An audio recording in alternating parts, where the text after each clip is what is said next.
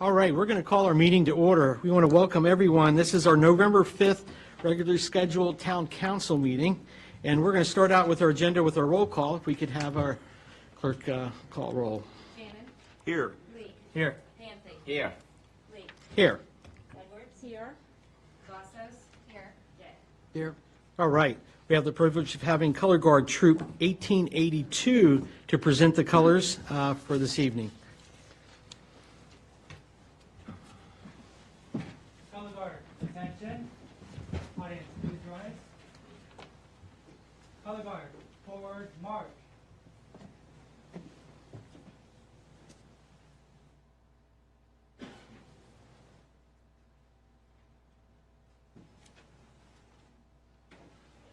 Color Guard, halt.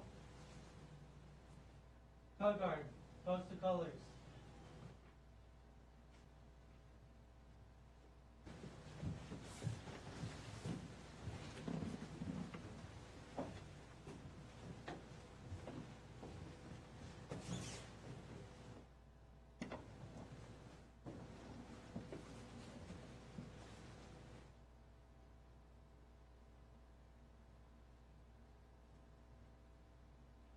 Please join me in the Pledge of Allegiance.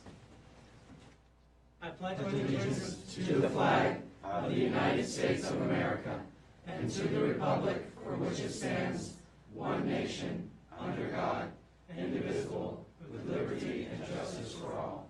2. Color Guard, return to ranks.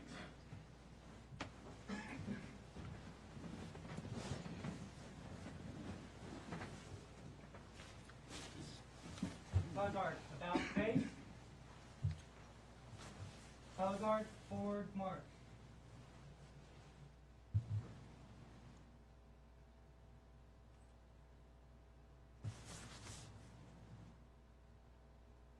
Color Guard, halt. Audience may be seated. All right, thank you very much for that. Our next item here is our our invocation from Pastor Don Meeks from Greenwich Presbyterian Church. Welcome, Pastor Meeks, and maybe you can tell us a little bit how it's going out there. Going well at Greenwich. We are heading into the holidays like all the other churches and communities, getting ready for what's happening there. Church is strong. I'm honored to be here, so thank you. The resident of the town of Haymarket, so it's good to be with you all and pray for you all and for the town. So if we can pray. Okay. Wise and merciful God, we come before you this night in a spirit of gratitude, humility, and trust. Thankful for the freedoms that we enjoy in our great nation and for your daily care and provision in our lives.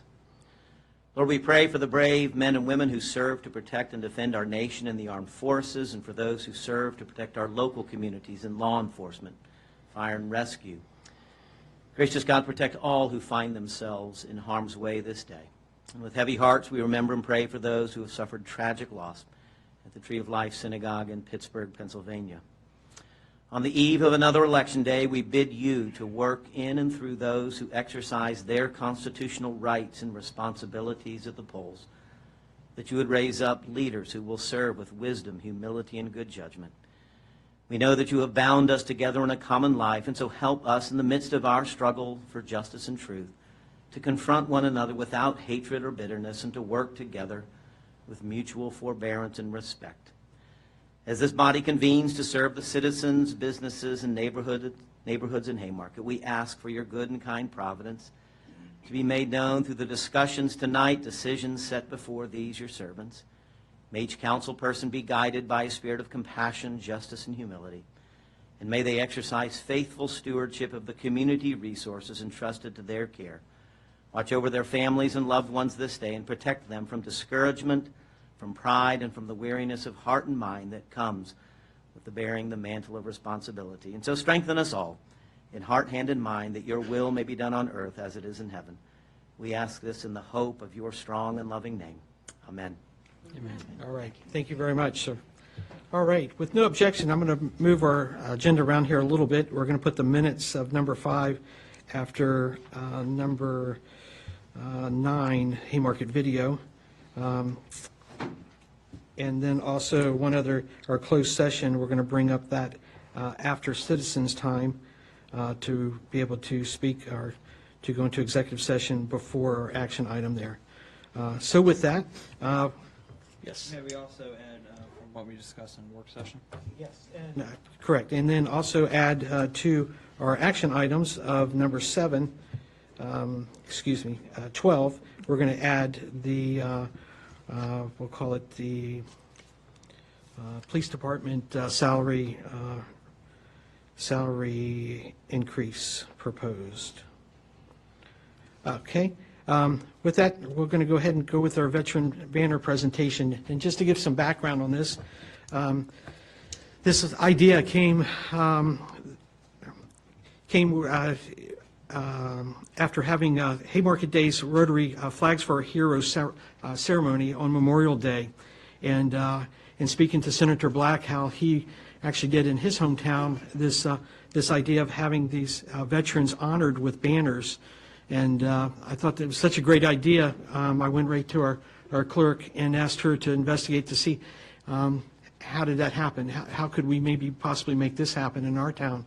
And then more importantly too, she reached out even further, not only to find out how we could acquire and maybe fund, or they're again having the troop leader Erwin Lazar was put in touch with the Eagle Scout candidate Justin Lease, and after a few brief meetings, the clerk, they took on this project and ran with it. And if you didn't notice today, we're proud to say that we have, I forget exactly how many banners, 22 that are up right now. Yep. So we want to honor Justin for this project, and yeah, and then I think Senator Black will have some words as well. So with that, I think we have a plaque to present. Yeah.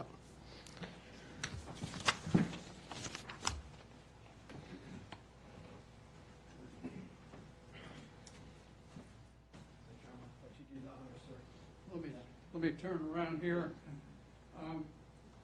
Well, just to give you a little bit of background, my father grew up in a tiny little place called New Bethlehem, Pennsylvania, western Pennsylvania. He actually was there. He died about 15 years ago. He was 94 years old. He saw the first automobile that ever drove into town. He saw the first airplane that ever flew over New Bethlehem. And I mean, it goes way back there. It's a beautiful little town.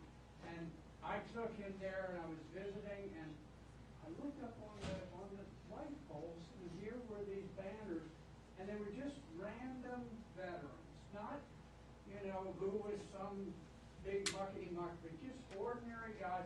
Some of them looked very military, some of them looked very casual, and they'd have their hats cocked and all. And there was something almost eerie about it. It just really brought to life what they were doing.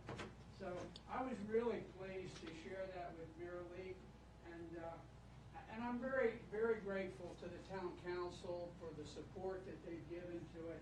I got to tell you, Haymarket is as fine as any town in the state of Virginia. It is a wonderful, wonderful place.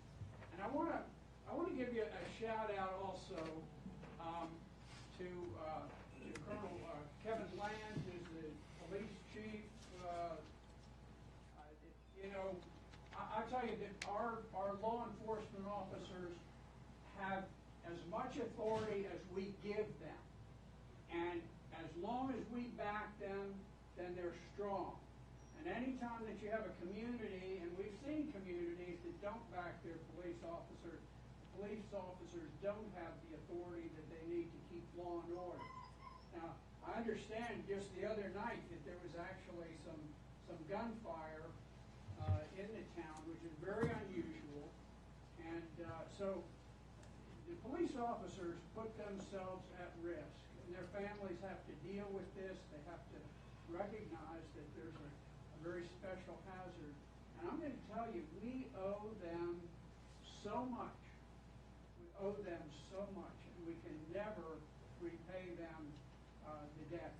Now, I'll tell you, I used to go on police ride-arounds, and you would not believe that a good police officer has to use his instinct. He's got to make sudden decisions just in a split second. He doesn't go through some manual and figure out what to do, but he gauges, he senses, and so anyway, that's just a shout out to you also. But I really appreciate it. Now, we've got Justin Lease and his family are here, of course. And Justin, I want to thank you for taking on this project. I'm a tremendous fan of the Eagle Scouts. I think they do a great deal to generate young people who have the sense of responsibility and duty and self-sacrifice and commitment to community that really make us a great community. And you have you've taken on what I consider one of the best projects ever. So anyway, I want to thank you. And so the town of Haymarket has allowed me to present this on their behalf to Justin Lease. It says town of Haymarket presented to Justin Lease in appreciation of his hard work and community service. Justin, Murph, could you come over here? And maybe if you get on one side, Justin, you get in the middle here, and perhaps we'll all help.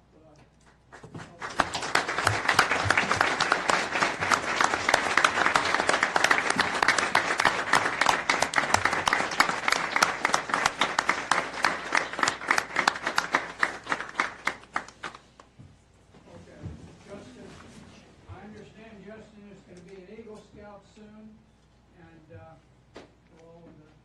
well, Eagle Scouts make good husbands. So I'm just Make good husbands.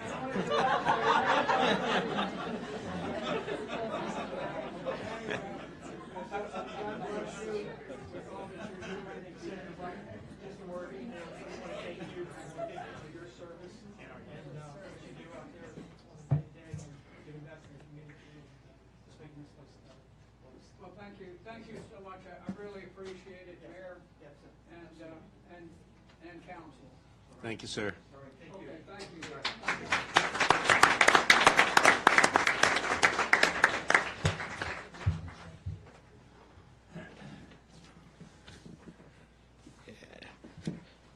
All right, moving along.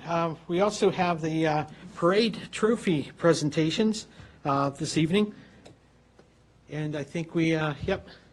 If, matter of fact, if the council wants to, I'd like for all of us to come up to give out those, and maybe we can have a, we'll be able to stand over on the side.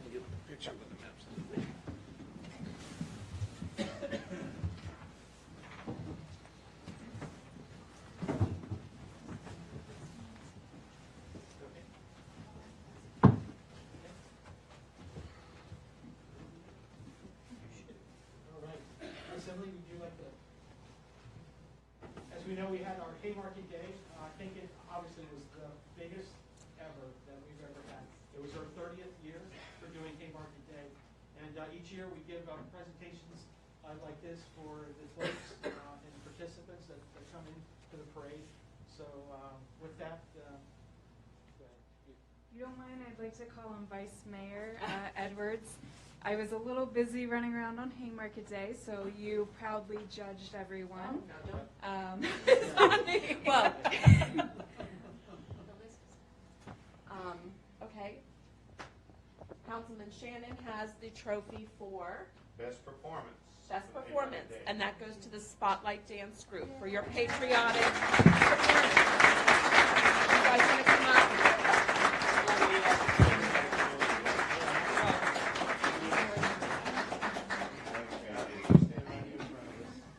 Oh, I do. I do. We get the chief up here too, so he can everything comes up.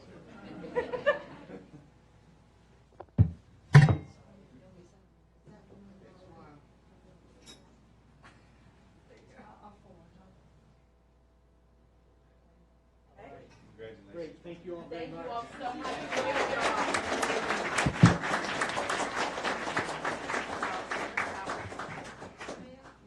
Oh, absolutely. My name is Bonnie Baggin, and I'm the director of the Spotlight Dance Company, and this is my 48th year teaching in Prince William County. that's not the bragging part. We have done the parade for 30 years.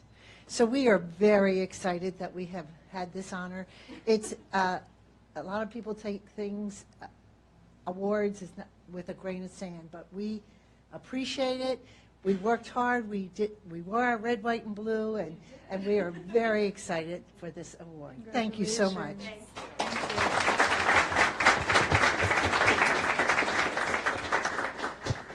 The best float goes to Tobaccology.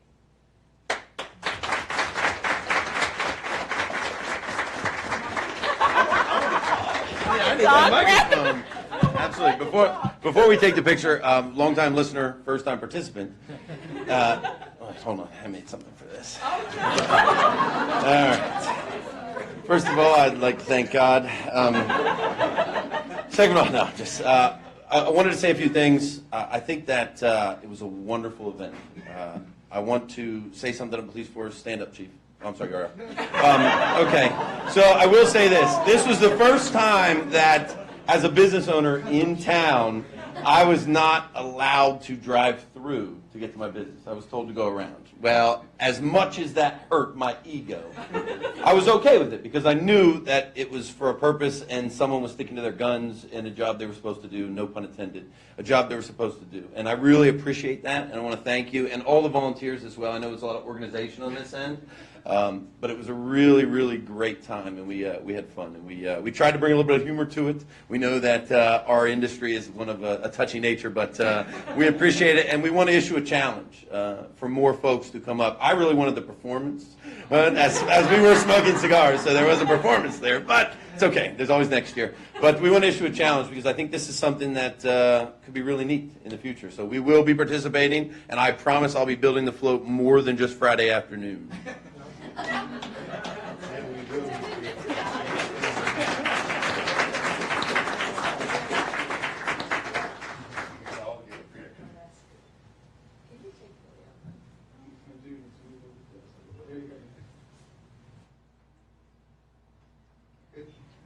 Thank you very much. Thank you.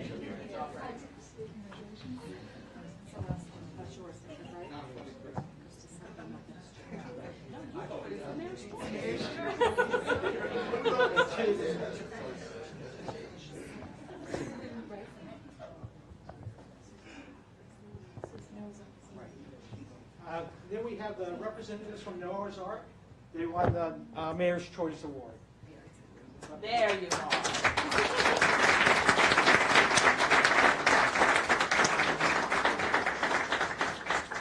they want to say anything? I'm not sure. Jeffrey did the construction, so I'm going to hand it to him. Want to take a picture first? And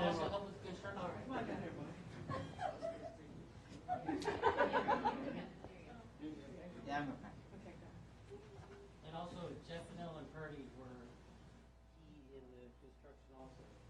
They're not able to be here.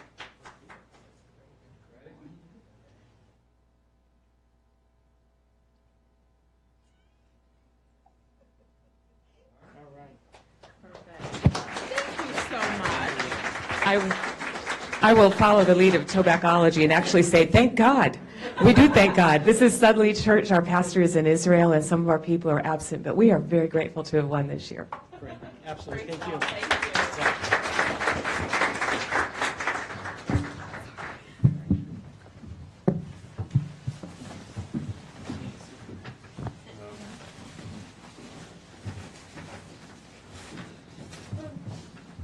So With all these awards, I feel guilty. I was not at Haymarket Day. I was in Las Vegas, but great news. I've seen We're gonna have a I get to see the video, but I got to see all the pictures, and from fellow council members, especially Emily and Shelley, what a great job. Thank you. Did us proud.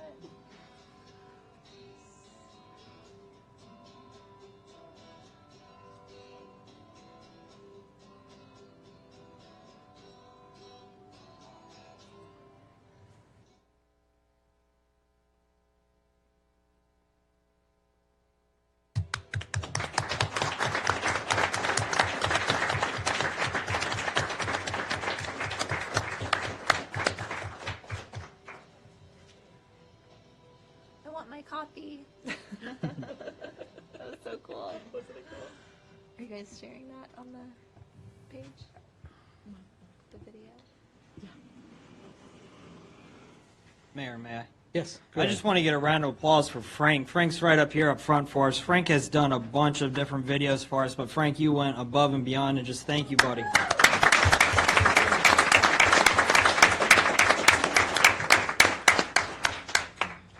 Frank's done different things for us from on the police department side, and that's where we first met him, where he did the police department car show, where he volunteered his time for that car show to go ahead and do that video. And then from there, Chief was able to work with him to be able to do different things like our breast cancer walk, national night out, and different things along the line. So Frank, thank you for your time and dedication and making that video so great and showing our little small town here in big old Northern Virginia, but we really are community oriented. And I think that drone footage, that second one when it was up wide, I mean, that's when you're really able to understand the mass amount of people who come and visit Haymarket Day. And there's every year we sit there and we try to calculate how many, and there's just no possible way to go ahead and do so. But Frank, again, thanks, buddy. I really appreciate it.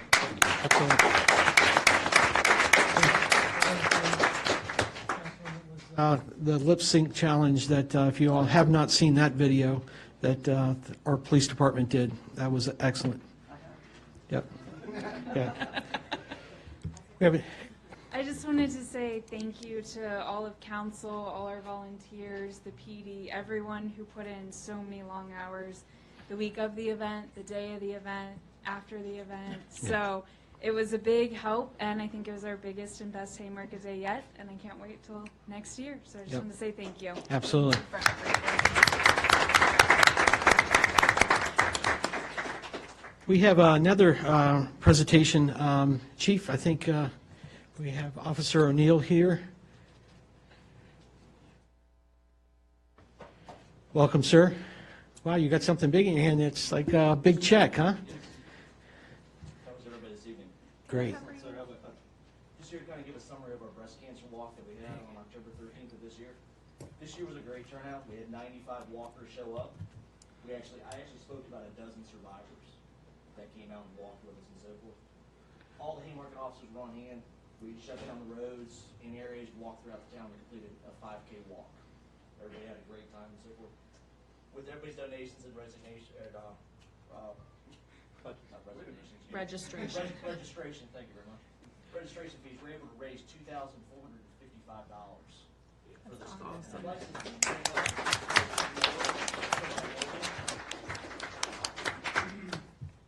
This is Christian Moore from Inova Life with Cancer. Feel like to say a little bit about this. Thank you guys for having me.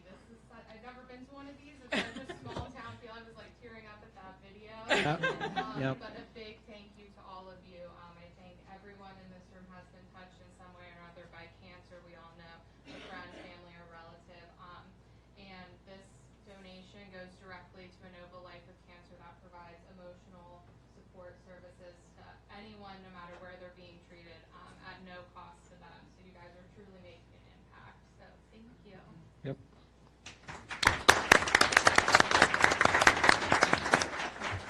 Before we present this check, there's a couple of thank yous. Every walker this year received a T-shirt that was made and donated by Chantel Lambs of Heaven and Back Designs. I'd love to give her a thank you. Yep. Anita Sadlack, State Farm Insurance, just on the edge of town. They donated all the water, all the snacks, all the fruit. They also staffed the hydration tent. That was about halfway through the walk, so a big thank you to them. Ruth Ann Sawyer from Haymarket Baptist Church was a tremendous help. She reached out to so many different people. She also brought people from the Mrs. Virginia pageant. A lot of the contestants were here, so walk with us. A big thank you to her. Also, Samantha from Haymarket Jazzercise came out. She warmed everybody up that morning. Actually, I think she tired a few people out. At that point, we didn't want to walk after that. But big thank you to her and her agency for coming out. Now, as it was stated before, Frank from Bain Gears did our video. If you haven't seen the video, go to the YouTube channel. It's on the Haymarket VU website. Did the video for the breast cancer walk. Very touching, very heartfelt. You guys need to definitely check that out. One last person, very special person to me. No, Chief, not you. Sorry. My wife is in the audience. Big thank you to her. She has to deal with me for the months of preparation this takes. And she thinks it's bad enough dealing with him. No, she has to deal with a lot of it. So huge thank you for her.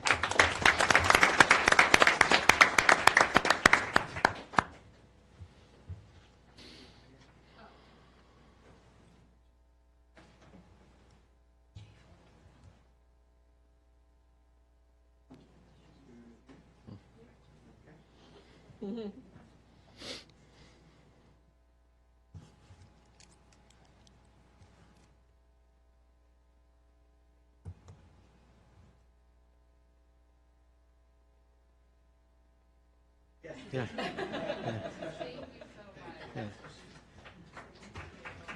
Thank you again.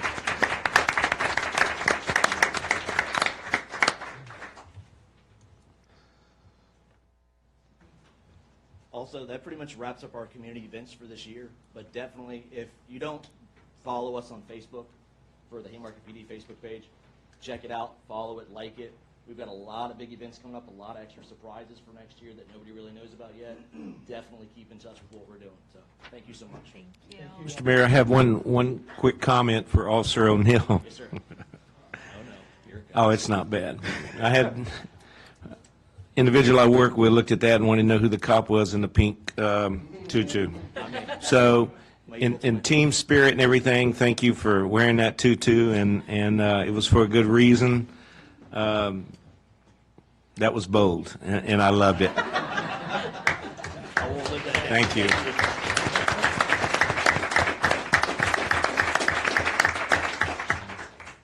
All right, wow. Okay, moving along here, we're going to go back up to our minutes of approval for our work session of October 9th and our town council regular meeting. Entertain a motion to accept either, both are the same? Mr. Mayor, I will make a motion that we accept the work session minutes from Tuesday, October 9th, 2018. Motion on the floor I second the motion. and seconded by Councilman Cavazos. Discussion on the motion? All in favor say aye. Aye. Anyone opposed? No abstentions? Motion passes unanimously. All right, our next item is our department reports. didn't do the regular meeting. No, did the work session. Excuse me, oh, I'm sorry, you did. I only did one. I did the work session, I'm sorry. Right. Apologies, okay. Entertain the motion for, Yep, Mayor, I make a motion to approve our regularly scheduled October 9th, 2018 minutes, meetings. I second. and seconded. Any discussion on this motion? All in favor say aye. Aye. Aye. Anyone opposed? Abstain? Motion passes unanimously. Okay. Our next item, our department reports. We have our police department. We're on page 7 of our packet. Good evening. I'd like to introduce you to our newest officer. This is Officer Tim Hood. He started with us a little over a week and a half ago. Comes with 5 years' experience. Good guy. He's already fitting in well with our team. Officer Davis is his FTO. We're not really teaching him how to be an officer. He knows that. We're just teaching him how we do it in Haymarket. So, Tim, if you want to say something to the council. Absolutely. Hey, good evening, council. Thank you, Chief. Just wanted to take a second to say thank you to Chief Lands and Sergeant Shaver there for allowing me to go through the application process. They made it very clear what their expectations and what they want to see as far as behavior of our PD. That absolutely fermented that this is the place for me. Wanted to say thank you to all the council members. I've had the pleasure of meeting all of you, Haymarket Day and other events and things out in town, and thank you so much for being very welcoming and introducing yourselves and welcoming me to the town. As Chief said, I've got a couple years of prior law enforcement experience, and in that time I've discovered that I have a very big heart as a servant. I'm a big proponent and a firm believer in community policing, and that it's very important for law enforcement to be very proactive and engaged with this community, both for law enforcement to be effective and for the community to back and trust their members of the law enforcement. So again, thank you to everybody, and I look forward to seeing you around town. Great. Thank you. Thank you, sir.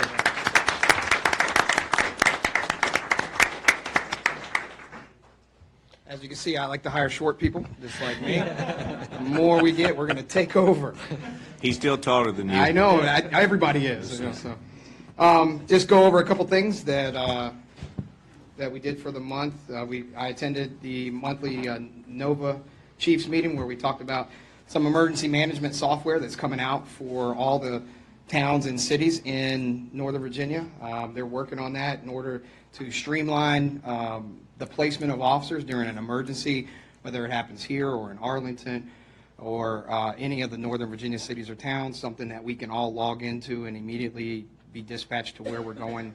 It's something that will coordinate a lot of people from a lot of different agencies all at the same time, even without having direct radio contact with everybody else. So it's a good program that they're working on now.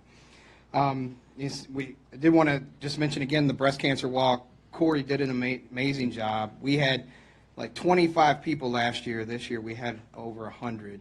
We raised like $200 last year. This year, $2,455. I'm really looking forward to next year.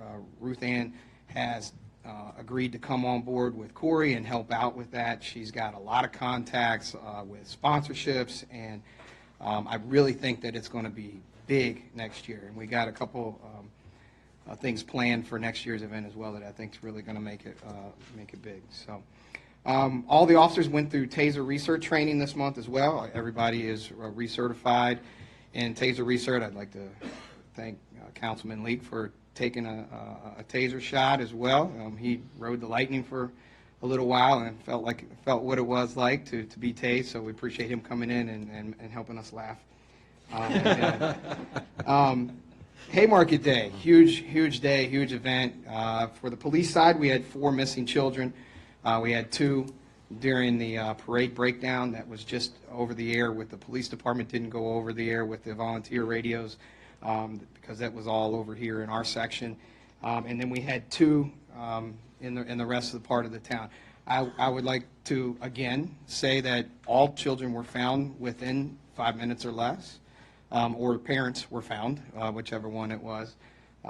Very quick response from our officers and our volunteers. It went well. And I think we did a great job. We did have 1 injury fall. An elderly lady fell over here in front of the museum that we handled with rescue. But other than that, everything else went off without a hitch. We didn't have any other police-related problems. We did have a lot easier time with the vendor and the parade traffic. That went really well. We learned a lot of lessons from last year. We learned some things this year, too, that we can go forward for next year. Vendors got in way faster this year, and we now have a plan on what we're going to do and be able to get them in faster. We didn't have to extend that much this year, and the parade went directly on time, as the mayor said. And so it went well. The October date was great. The officers were tired, but they weren't hot and tired, so we were a big proponent of that. And then Halloween, we had a lower than normal turnout for Halloween this year. We had all the officers out. We had officers in each of the neighborhoods. I think those of you that were out and passing out candy probably agree that you probably had a lower turnout than normal, but we still had officers out. Halloween is a time where children are hit and struck by cars twice as much on that day than any other day of the year, so we made sure that all of our officers out and visible, their lights were on the cars, and slowed down traffic and made sure that we got out and greeted kids and families and handed out candy as well, so it went well. This month, we had our first assault on police officer here in the town. Officer Gregory responded to a call at Sheets where a subject had jumped the counter and was assaulting the staff, and then had jumped back over the counter and was grabbing the purse of a citizen that was in there and tried to run off with the purse. Officer Gregory was on scene in less than 3 minutes, and was able to catch the vehicle as it was pulling out of Sheets. The person jumped back in the vehicle that was being driven by his girlfriend and pulled out onto 55. As he was stopped at the light at 55 and 15, Officer Gregory stopped the vehicle, at which time the suspect got out of the vehicle and took off running down 55, or 15, I'm sorry. Officer Gregory gave chase, and once he caught and tackled the guy, The gentleman pushed up, turned around, and punched Officer Gregory in the face 3 times, at which time Officer Gregory disengaged and tased the suspect and got him under arrest. So, first time in my 18 months that we've had an assault on a police officer. We've had lots of fights with police officers, but the first time that someone's actually got in an assault. So he was charged accordingly. Just want to let you know because that's unusual for our town. And then, as people alluded to earlier, we did have officer-involved shooting, not in the town, but in the county. Last night, where a suspect was on a rooftop and fired with a rifle multiple rounds at police officers as they pulled up to the scene. Luckily, the officers weren't hit. They returned fire and hit the suspect. I think photos were posted on Facebook today of the vehicles, and you can see where all the gunshots were. But that was in the East End. All the central units went to assist with that, and then were disregarded and sent to a double homicide that happened at the exact same time, where the suspect was on the loose. And then the Western units were then covering central units who were in the East End covering the second scene, and then we were available here to help out on the Western end. So everybody worked as a team, and it was a scary situation. I sent the audio to each one of you that I had your numbers for. I don't think I had your number or your number. So that's a very scary situation that the officers handled well. But that's all I have. Again, I wanted to thank Officer O'Neill for the great job he did at the breast cancer walk, and thank all my officers in total for Haymarket Day. It was a long day. It's always a long and tiring day, and they did a great job. I'll take any questions you guys have. Mr. Mayor, I have a question, if I could just make one comment. I'm certainly guilty of joking around about the height of our chief. Chief, in my eyes, you are a giant. Thank you, sir. Everything you bring to the table, you're the first one to joke around about your own height, and that's because your wife's taller, your kids are tall, my wife's even taller than you, we found out. Thank you, sir. But you are a giant in my eyes, and just thank you for what you bring every day. Thank you, sir.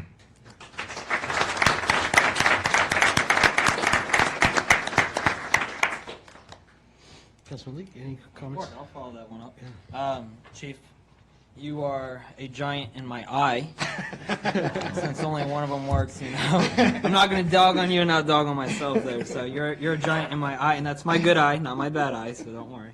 But you okay, Steve? I'm okay now. Okay.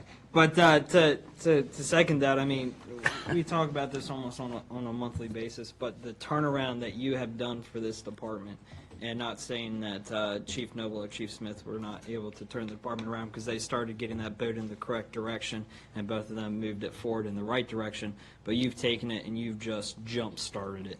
And what you've done between our community events, you and Officer O'Neill, every one of our officers is committed to this community, and they go above and beyond on a daily basis by putting their lives on the line for us.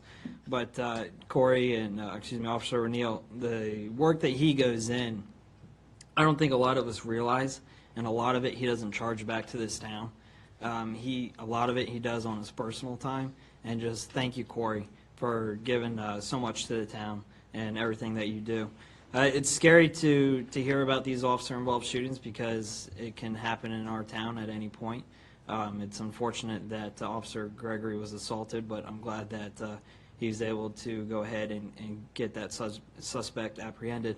Unfortunately, it did take a while, if I'm not mistaken, for our Prince William County unit to get over there to back him up. Do you know how long that was? I remember you told me, and it was just... First unit was on scene in 6 minutes, which is a very long time when you're 6 minutes sitting on top of a guy on Route 15. That's not something that I want to sign up for. So we are so thankful for your department and everything that you all have done for us on a daily basis. Officer Hood, welcome. We're so thankful to have you. You're one of the family now, and anything that we can do at the dais here to assist you and your department, just please let us know. We're just thankful for the police department. I had something else there, but I'll go ahead and yield the rest of my time. Mr. Madhu, any comments? Thank you so much, sir. You have always done great job. Just keep it up. Thank you, sir. Vice Mayor? Ms. Cavazos, any Mr. Day? Always, thank you. Thank Yep. you for everything. Yeah, maybe we can get on that ride-along program again with the council. That was great. Let's figure out a date maybe in the future to bring that back where we have all the officers on duty. Yes, sir. Yeah, that'd be a good thing. Okay, thank you, sir. Next up, Jerry Shiro, our business manager. We're on page 8 in our packet. Yeah, why do I always have to follow this guy? Yeah, I know. You have my report in the packet, and it's a summary of the weekly reports that I sent out to council over the past month. Unless there are any questions about anything specifically, there are also specific reports from the planner, the town engineer, the treasurer, and I think you have the building permit report on the dais in front of you.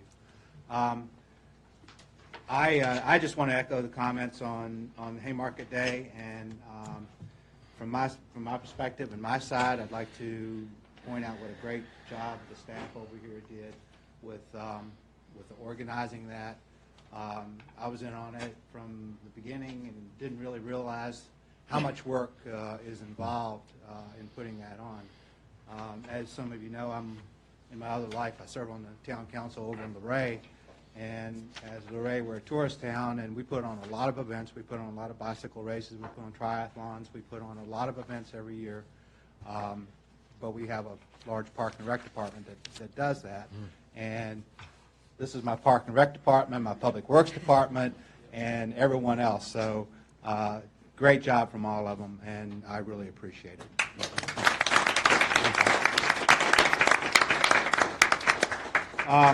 Are there any specific questions on anything that I've included in my report, or any? I think Roberto will give you a briefing on the finance report as well. But Emily, do you have anything? Go around the dice just to make sure there's no other questions. Mayor, I do. Yes. I have a question for the town treasurer as well as the town planner. Whoever wants to go first. Okay.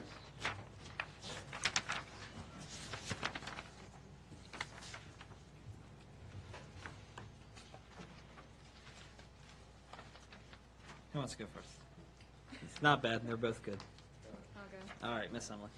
So first off, Miss Emily, thank you so much for quarterbacking Haymarket Day. Oh my gosh. As to echo Jerry, you were the quarterback of that massive event, and to coordinate all that, people have no idea how much goes into it. So thank you for your hours that you put in that were not on the clock at home, and thank you to your boyfriend as well for putting up with, I'm sure, all your different things at home while you were putting together this event. We're very thankful for that. Not to cut into the Planning Commission's update, but update on the McDonald's public hearing that we had. Yes, so we just had a public hearing for the McDonald's SUP on October 29th at 7 p.m. And the Planning Commission has gone ahead, they heard public comment, discussed, and made a decision to refer the SUP to the Town Council with a recommendation for approval of a second drive-through lane located at that location. Any Awesome. additional questions on that? Not on that one, no, ma'am. Okay. Next one is, how's the comp plan coming along? Maybe. So I've received some comments back from the Planning Commission members on what they would like to work on, the updates, certain notes they had. So we're working through that. We're going to come up with a citizen survey, so we would like to have that available online, hopefully even out in a newsletter soon, so that we know it gets to every household. We know the citizens, residents have a very important factor in developing this comp plan, so we want to make sure we get the word out. So this winter, that's one of our main tasks, is to work on the survey. Awesome. Do you think this comp plan will be completed this year or next year, realistically? Hopefully this fiscal year. Okay. So spring, I think we're going to do a big push on the updates. Awesome. But hopefully we'll have the survey out and ready this 2018. Beautiful. Excellent. No further questions. Thank you, Ms. Emily. Thank you. Just the CIP, too. Yes, we are also working on that. Great, good Yep. deal. Just keep it on the radar. Thank you. Yep. Okay. Mr. Roberto. Good evening, sir. How are you? Good. Lovely. So as we know, looking through the financial report, one of our line items, workers' comp, is over, and so maybe answer some of those questions for folks who are looking at that. Could you just give us an update on why that one's going to be over? And then also the other categories that will be over this year, because of us hiring a new officer. As I spoke about at our last meeting, we were not hiring a new officer. In addition, we were taking an officer who had asked to go down to part-time, and he was moving to part-time, and we were bringing in an officer to take over that full-time position. And there may be an increase in health insurance as well as disability, the different factors that go based off of if one officer was carrying it or not, as well as salary purposes. Correct. Well, to address the workers' comp and the LOTA, I'd like to state that while working on reviewing the numbers, I realized that there was a calculation that was incorrect on the workers' comp. I reviewed it with our insurance and discussed it to correct that, which I would bring up during the mid-year review, for January for the December. You're correct on that too. As a new officer, we will see an increase on our health insurance, as we did not plan for Officer Anderson at the time, he's taking a position over from, did not opt for our health insurance, but that was not budgeted for this fiscal year, correct? So that will go up. That's something we can also address at the mid-year review, as well as a few revenue sides. I think I made council aware a few meetings ago that I went to a meeting to vote for 2 new jurisdictions, Manassas Park and Manassas, for the cigarette tax board, which has been a positive influence on the revenue. That's something we could also address at the mid-year review. And that is all. Beautiful. So mainly, we're going to probably have roughly a 17,700 and change, roughly, increase on that police side for the workers' comp, the health insurance, the disability, different things that when Officer Anderson had told us he wanted to step down to a part-time role, we had already approved that budget, and we did not have the money in there. So just putting it out there now, and so there's no one comes up and says, why? It's that is why. But that is an increase that we're going to physically have to carry this year, and we're physically going to have to carry next year as well. But we are very thankful that we have to carry this because Officer Hood is a great addition to our police department. No further questions. Of course, my question, even with that said, we're operating in the black. Yes. Yep. It's positive. Okay. We're working positive. Thank you, sir. All right. All right. That goes to our department reports. Now we have our citizens' time. This would be a chance. It looks like we've got a couple people that have signed up to make comments. Since this isn't really going to be a public hearing for matters on the action item of the agenda, this would be a chance to hear from the citizens or the residents to talk on any of the action items that will be coming in front of the board or commission. So at this time, if we could just have your, let me see, let's go by our list here. We have, is it Lisa Paley, 6670 Fayette? Welcome, and great, thank you. I just have a couple subjects I wanted to bring in front of the board. I've already talked to Andrea, and we discussed that she's in compliance with the construction working rules in the town. And the place is looking great, by the way.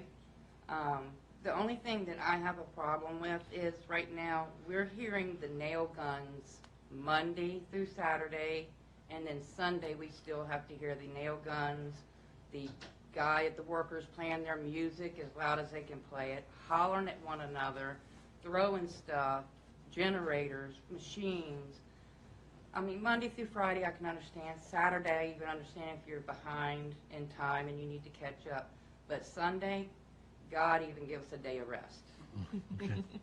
Yeah. I mean, it's right next door to my house, and it echoes inside my house that every time that nail gun goes off.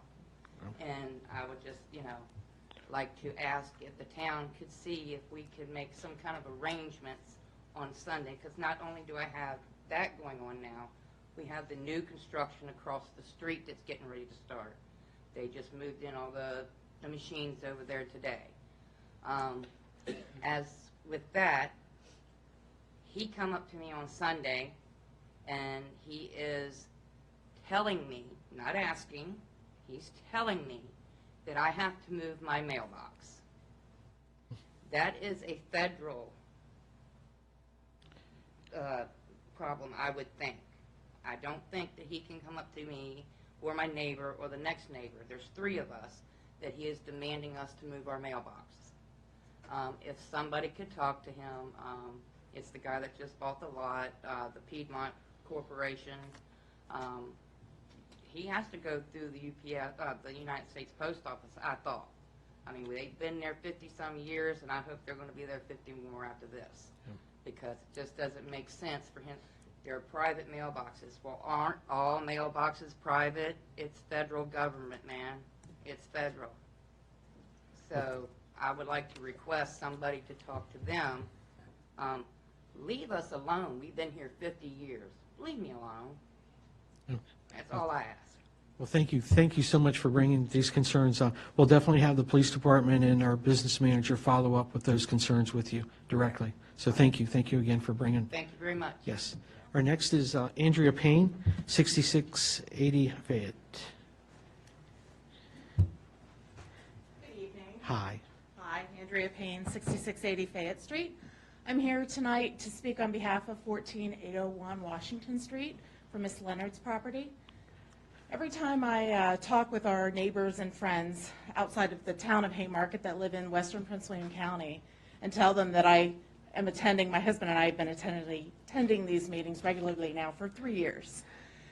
They say, when are they going to take care of the blight in Haymarket? When is this all going to happen? Well, Miss Leonard's property isn't blight yet, but given the condition that it's in with all the termites, and as the inspection report will indicate, there are a lot of issues, and it's kind of going on an unsafe situation. I would hate to see someone get hurt, and I would also urge you to please think about that, as well as you have an opportunity now to help transition something so that it doesn't become blight, so that it is a safe situation, and for our community to continue to grow. So I appreciate your time tonight. Great. Thank you. Thank you for your comments.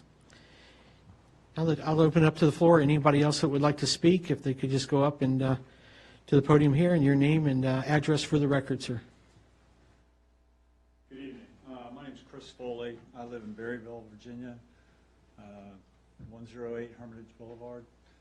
I grew up in Arlington, moved out to Haymarket back in 1988. Kids went to the 4 Rs. So I was actually helped Mayor Cap. I was the one that did the initial master landscape plan for the streetscape. Love this town. It's a great little town. It's come so far. It's been 20 years since I've been to one of these meetings. They were in the museum before, across the street. And before the fire. So, in any event, I'm here in support of Dottie. This place is growing. I mean, I can remember when it was just four lanes going up and down 15 and 66. I really hope you guys would recommend that she can, proceed forward with the development of her property. I'm a real estate agent. I'm a consultant to developers. She has a great opportunity. The town has a great opportunity to help her with moving forward, and I hope you guys really, take it to heart and approve her project. Okay. All right. Thank you. Thank you for your comments, sir. And thank you for town. Yep. Yep, absolutely. Just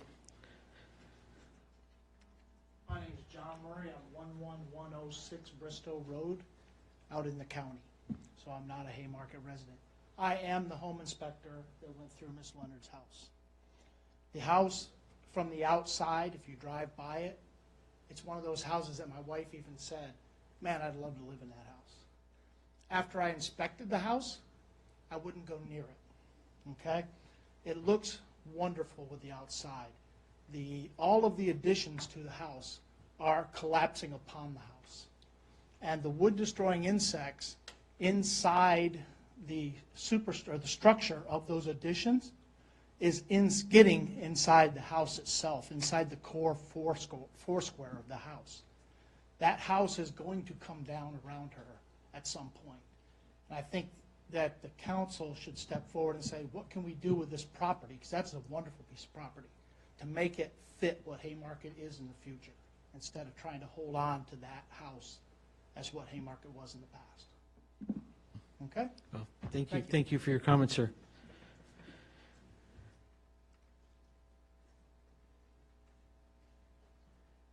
Hi, how are you? I'm Chuck Leonard. I'm Dottie's son. I'm also here to speak on 14801 Washington Street. I grew up in Haymarket. First house I lived on was on Madison Street, 6761 Madison Street. I've seen a lot of change over the years in the town of Haymarket. I know I was at a meeting a few weeks ago where we were talking about her property and how it was to be changed, and there were some concerns at that time. The concerns I heard were, what is the plan going to be? What's she going to build? Or if it gets torn down, how long is it going to be torn down? There weren't any substantial, claims as to why that there couldn't be something done to rebuild that property.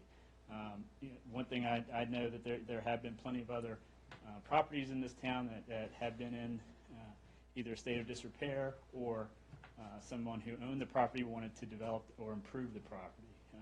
Having been here, I'm 47 years old. Having been here as long as I have been, I can remember when the Melton store was torn down at the end of Madison Street. Now it's a former BB&T building already. My first job was Matthew's Restaurant in the town. Worked there for 5 years. I remember playing in the fields of the farm that is now Green Hill Crossing. Gainesville Elementary School was my elementary school. There's now an ice cream shop in the parking lot there. So a lot of changes happen. People are allowed to develop and improve the property, especially when they're not in livable condition. So I think it's appropriate that my mother gets approved to do that, and I think it's also appropriate to talk about the fact that she is one of the driving forces behind the rules and regulations that are in this town, why we have brick sidewalks, why everyone that has to build something has to put a quality finish on their product in order to have the colonial look throughout the town. So any concern with her having to build something that wouldn't be visually appealing to the town is laughable, to be honest with you. So I know, without a doubt, she's put a lot of money in that house already. She had planned to have weddings in the property, do a bed and breakfast, a lot of things that I remember telling her, don't do that. You don't have time to do that. You're not going to be able to make those things happen. But she put a lot of money in the house in order to try and make those things happen. And unfortunately, because of the condition of the house, is not going to be able to do so. So when you consider the plan for her house, I ask that you vote to approve to allow her to do what she wants to do with it. Thank you. All right, appreciate your time, sir. Thank you for your comment.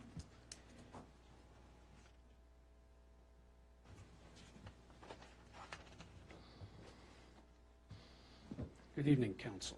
Joe Passanello, 6895 Track Court, Haymarket. I just have a couple of comments. First thing I'd like to do is recognize that the wall was completed down there on 55. Looks really nice. Kathy and I, we do a lot of walking around town, but we've been traveling lately, and I just stumbled upon it the other day and didn't even realize it. So whoever did that, hopefully we didn't pay for it, the town, that is. But VDOT did. Great, that's good. Glad to hear. Divergent Diamond funding, so. So I'm very happy to see that. I like the veneer. It's a nice finish, the dry stack. I've done that before myself, so it's a great job. I'm also happy to see that the Haymarket Museum is being used. It's great. I love it. I think it's a great idea. I also want to thank Denise Andrews. I think she helped restore that to where it is today as an iconic landmark, and that you're taking that and moving forward with it. I hope to see more action there as well. Okay, so my real intention for being here too is to talk about blighted properties. Okay, so they continue to be an ongoing problem in our little town, and the appeal on tonight's agenda is emblematic of a failure of all of us, our staff, our elected officials, and citizens, to not enforce Town Code Section 58, 14.12, deterioration by neglect.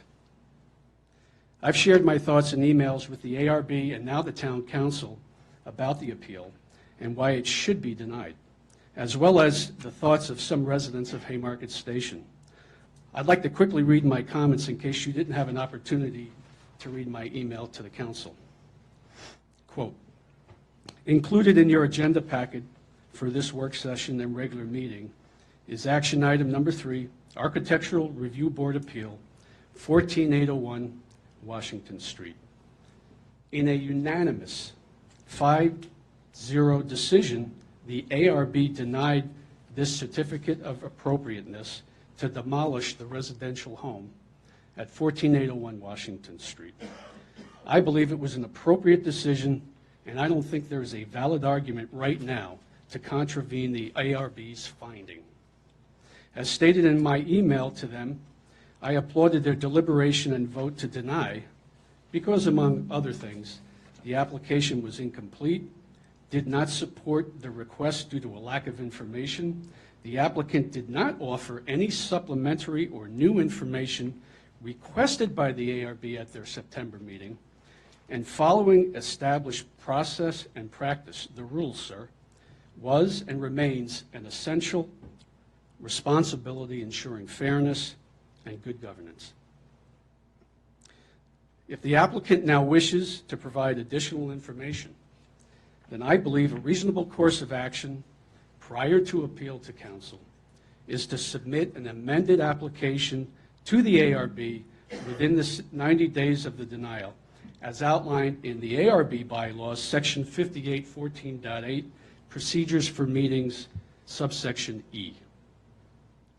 Now, I also said that the string below includes an email dated October 16 to the ARB offering a few of my thoughts regarding why it was incumbent upon them to deny the certificate. The ARB has been CC'd on this email, and I hope that you would consult with them.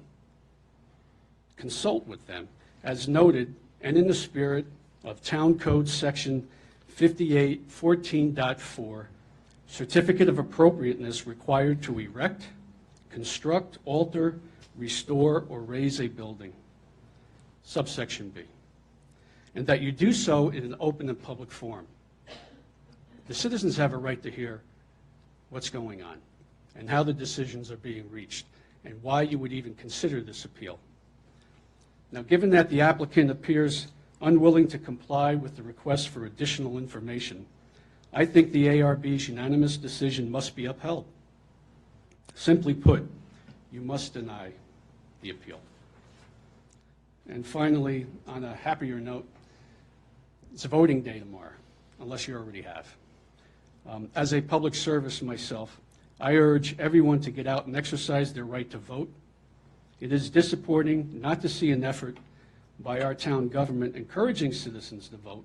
I didn't even see a reference on the website. I think that can be corrected next year.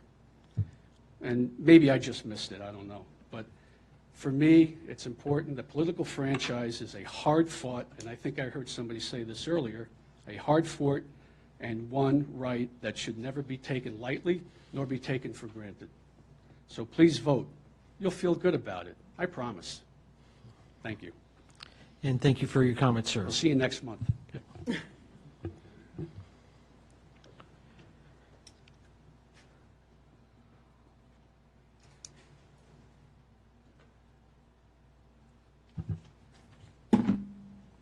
Evening, Bob Weir, 6853 St. Paul Drive, and I can think of a whole lot of places I'd rather be than here tonight. Got some nice script on the wall behind you. Transparency, inclusive, accountable. But I've noticed something in the last 2 meetings. You've established a new procedure. You're having work sessions before the meeting, immediately before, while most of the residents, most of the taxpayers are still driving home. And you're not recording it. And you're deliberating a lot of things. Last month it was the veto discussion. If you look at the minutes, there's a description of an apology to the council with regard to how it was handled. There's no reference to the documentation and how it was done. There's no reference to when the veto was issued, post-signature on the actual ordinance. So it kind of places you in an odd position. And these are discussions, when you're talking about things like that, and other things that have appeared on that agenda and on tonight's agenda that need to be done in public, they need to be done in the open session, and need to be done where the residents can review it, hear it, and understand what your positions are. Taking a position with no accountability for your actions, hiding behind a lack of recordation of what you're doing, is in no way transparent. If you go back to last month's veto session or veto deliberations, there were no deliberations in open session. You had the opportunity, none of you afforded yourselves of that, you simply took a vote, the discussion having taken place in the non-recorded work session. Tonight, we suddenly have the appearance of a PD salary increase added to the agenda of the work session without public notice, and then added tonight. You guys need to take that discussion off the table tonight, move it back a month, and give the public the opportunity to know what you're doing. Let's not be doing this in secret, and let's not be doing it in the middle of a budget cycle. You've already got an adopted budget. You're going to have to figure out how you're going to fund it, and the residents who are paying the taxes on this have every right to know how you're going to do it and what you intend to do. Which brings us to the last item, which is the appeal. I'm not going to rehash everything that was said at the Planning Commission hearings, and Mr. Passanello has made a fair synopsis of it. I would just suggest that the citizens' comments and the PC's deliberations and their decisions stand. What I would note, somebody brought up rules and regulations. What I would bring up is Section 58-14.11 of the Town Code under right of appeal. You cannot hear the appeal tonight. The appeal was not timely filed, and I'll read it to you directly. Whenever the board shall approve or disapprove an application for a certificate of appropriateness or fail to take action within 45 days of its filing, any aggrieved party shall have the right to appeal and be heard before the town council, provided such person files with the town clerk on or before 7 days after the decision of the board a written notice of appeal. That timeline was not met. In fact, it was missed by almost a week. Therefore, you cannot consider the appeal because the appeal is defective. And I hope you take that into consideration, because if you do hear the appeal, I suspect there will be further issues that you're going to have to deal with regard to this matter in the future. Thank you. Thank you for your comments, sir. Anybody else would like to address the council? Seeing none, we're going to move on. We decided earlier that there was an item that is going to need to go into executive session, and the idea was to go ahead and break at this time for executive session to discuss. I'll go ahead and let the attorney bring that into place. So just for our listening audience and the people that are waiting here, it shouldn't take too long. We're going to go into exec for this particular reason. We'll come out, and then we're going to continue on with our action items and our updates in our council member time. So with that, if you could bring us into executive session.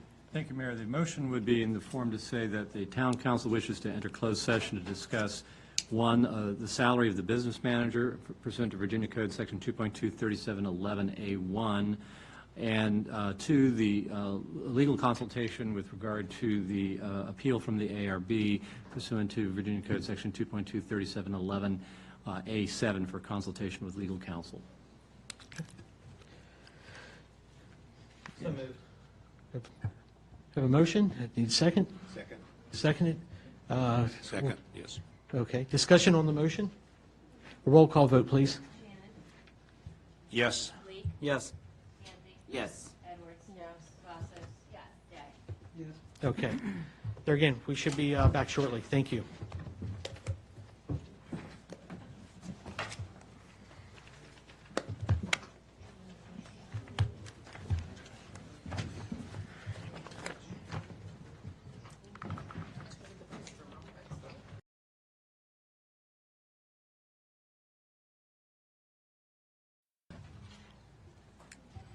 Okay, we're back.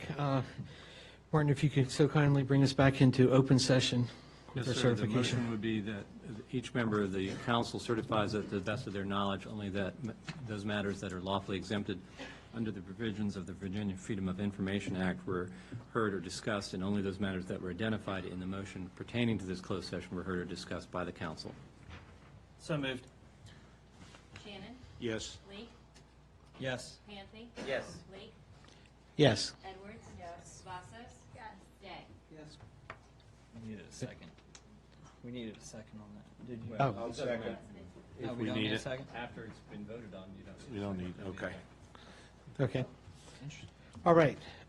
Moving on to our next item is our action item. We're on the Haymarket Historic Foundation, page 31 of our packet.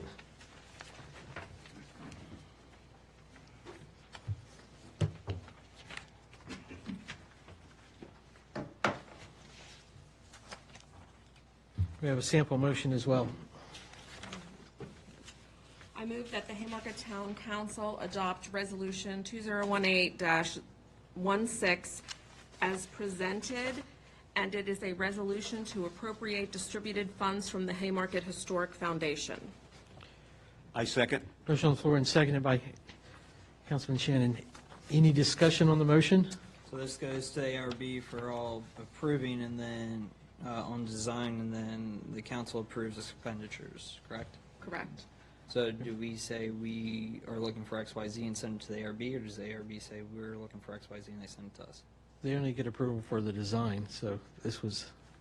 We Okay. sent them a task list Okay.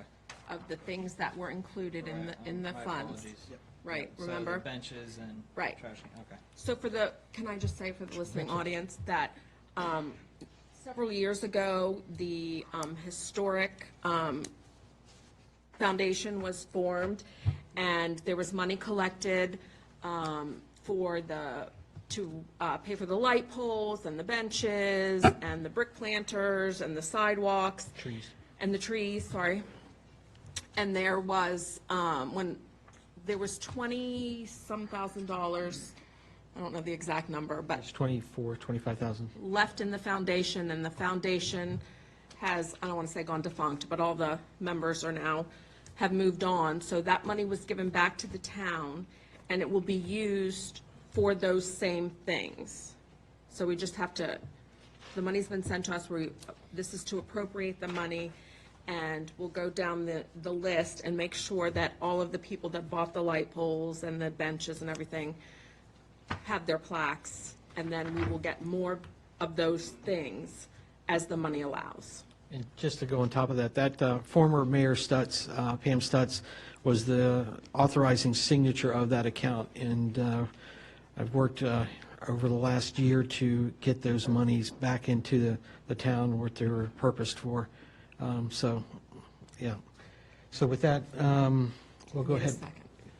I think did we have a second? Did we want a discussion? Have a second, Steve? Yes, second. Sir, we're on a roll call vote, please. Shannon? Yes. Lee? Yes. Panthy? Yes. Edwards? Yes. Vassos? Yes. Day? Yes. All right, great. Our next item up is our architectural review appointment.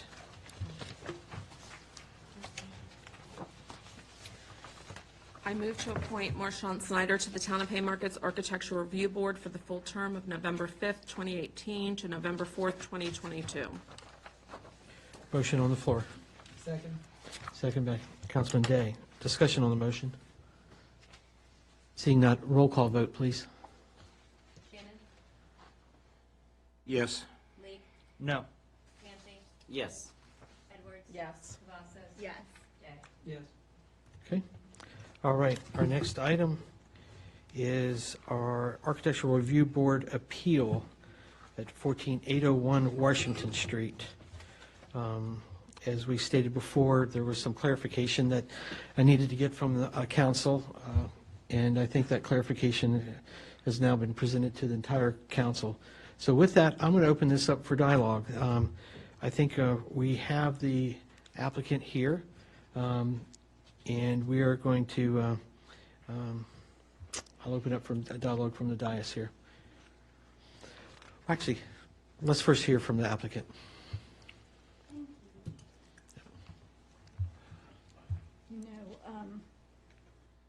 Do I need to say say who I am again, Dottie Leonard, 14801 Washington Street.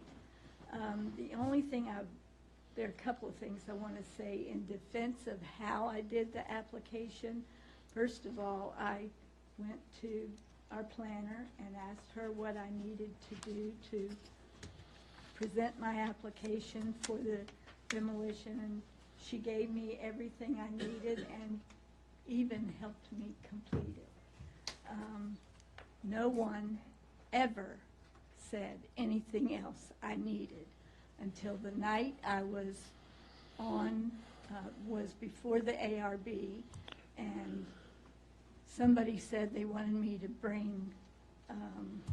bring back to you all, since you were the person who was there, to bring back to you all concepts. That's what you wanted to see. No one ever said at that meeting, and I have copies of the tape, that I needed to complete something else. I only heard bring back concepts to us. Here are those concepts. Why don't you just hand it to Shelley over here? Yep. Yep. We'll do it to the clerk. Yep. I think she was the one who had asked for it. Okay.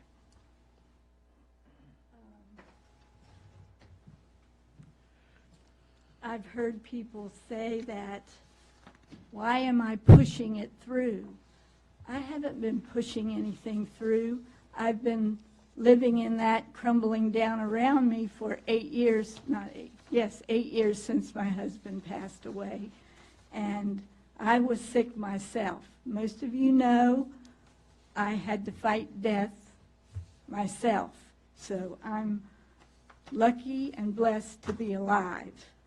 And I only want to do what the state of Virginia allows me to do, is to enjoy my property for its highest and best use, which is what I bought it for.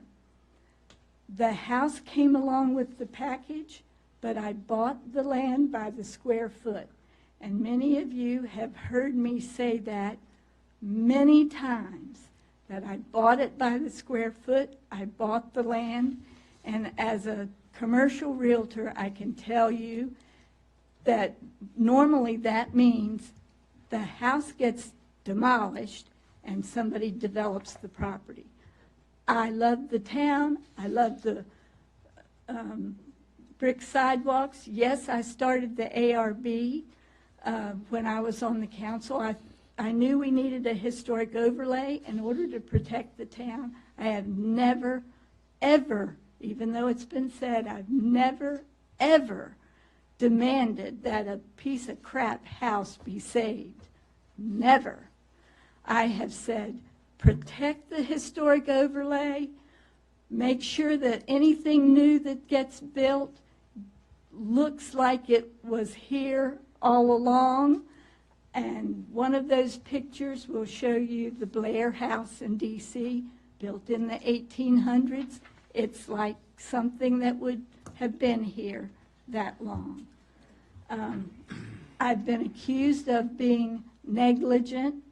I want you to know, when I got in that house, the night I moved in, the gas pipes were broken and leaking gas. It could have blown St. Paul's Drive off the face of the earth. We moved out, shut off the gas, had all the gas pipes repaired, remodeled 2 bathrooms, built a kitchen, had the whole house painted inside and out, and started painting it on the outside again about the year before my husband died. I replaced most of the windowsills, and some of them twice, because the termites were eating them faster than I could repair them. I currently have gas bills in the winter of $800 to $900 a month because there's just not adequate insulation. But I refinished the floors, I put in the driveway, I replaced windowsills, repaired gas pipes, put copper water pipes in where there had been galvanized pipes, and landscaped. the landscaping was a major disaster. You couldn't even see the house. Most people didn't even know it was back there. It was behind 2 or 3 oversized, maybe 6, because they went up and down the walk, oversized boxwoods. And we used to have our women's clubs meeting in the church, the Baptist church across the street, and most people couldn't even see the house. And when they found out I had bought it, some of the women in the women's club said, "Are you crazy? That house is a mess."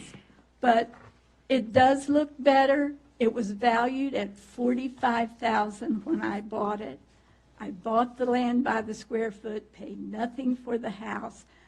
After I've spent $150,000 to $200,000 on the house, it's still only worth $99,000. Please have mercy on me and let me take it down and build back something that will make you and me proud and be a blessing to the town of Haymarket. If you have questions, I'll answer them. Okay. If you have any questions for Dottie, otherwise we're going to go ahead and then. Yeah, I have one question. Your home inspector, is he a structural engineer by chance? He's not a structural engineer. I'm glad you brought that up. Thank you for bringing that up, because over and over and over, certain people have repeated, I need to be treated like the people who, at the Jefferson Street house. Stand up. I got his name from the Jefferson Street house. I did the inspection on the Jefferson Street house as well. I am not a. That's how I got him. There. Here you go. You had your question. I did the inspection on the Jefferson Street house as well. I am not a structural engineer. I am not even a lifelong construction guy, but I've done enough remodelings. I've torn enough 1800 century houses apart, or 19th century houses apart, and rebuilt them to know what the structure's like and how it works. So, and I am a licensed home inspector. Any other questions for That's it. Dottie? Okay. Coming around the dice, any other questions for Dottie? Ms. Dottie, what improvements have you done to the home since you purchased the property? I just read those, but repaired gas pipes, refinished hardwood floors, replaced old galvanized pipes that were making the water orange with copper pipes, renovated 2 bathrooms. Did I say refinished all the floors? Both levels I refinished the floors.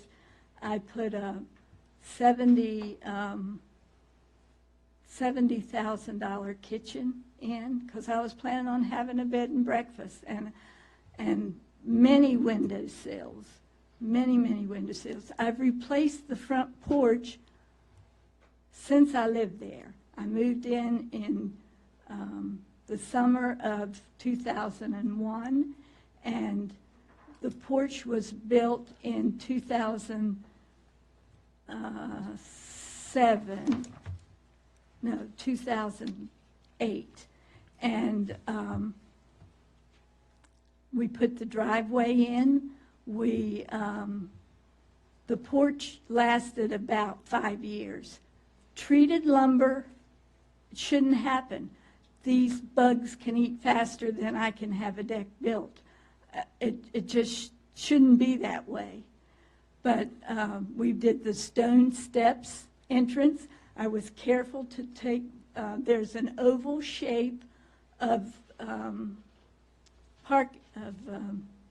pavement, cement, oval shape, and I built the stone steps, had them built in that same oval shape. I was trying to be really careful. The landscaping, I probably spent, the neighbors were complaining about the previous owners not mowing the fields. So we downzoned. This is something that's important too. We downzoned. My uncle, very rich man, who's deceased, but he had planned to put a shopping center where Haymarket Station is. If he had gotten away with it, those guys wouldn't be here. But anyway, I wanted didn't want a shopping center. I didn't think a shopping center down there would fit in Haymarket. So we zoned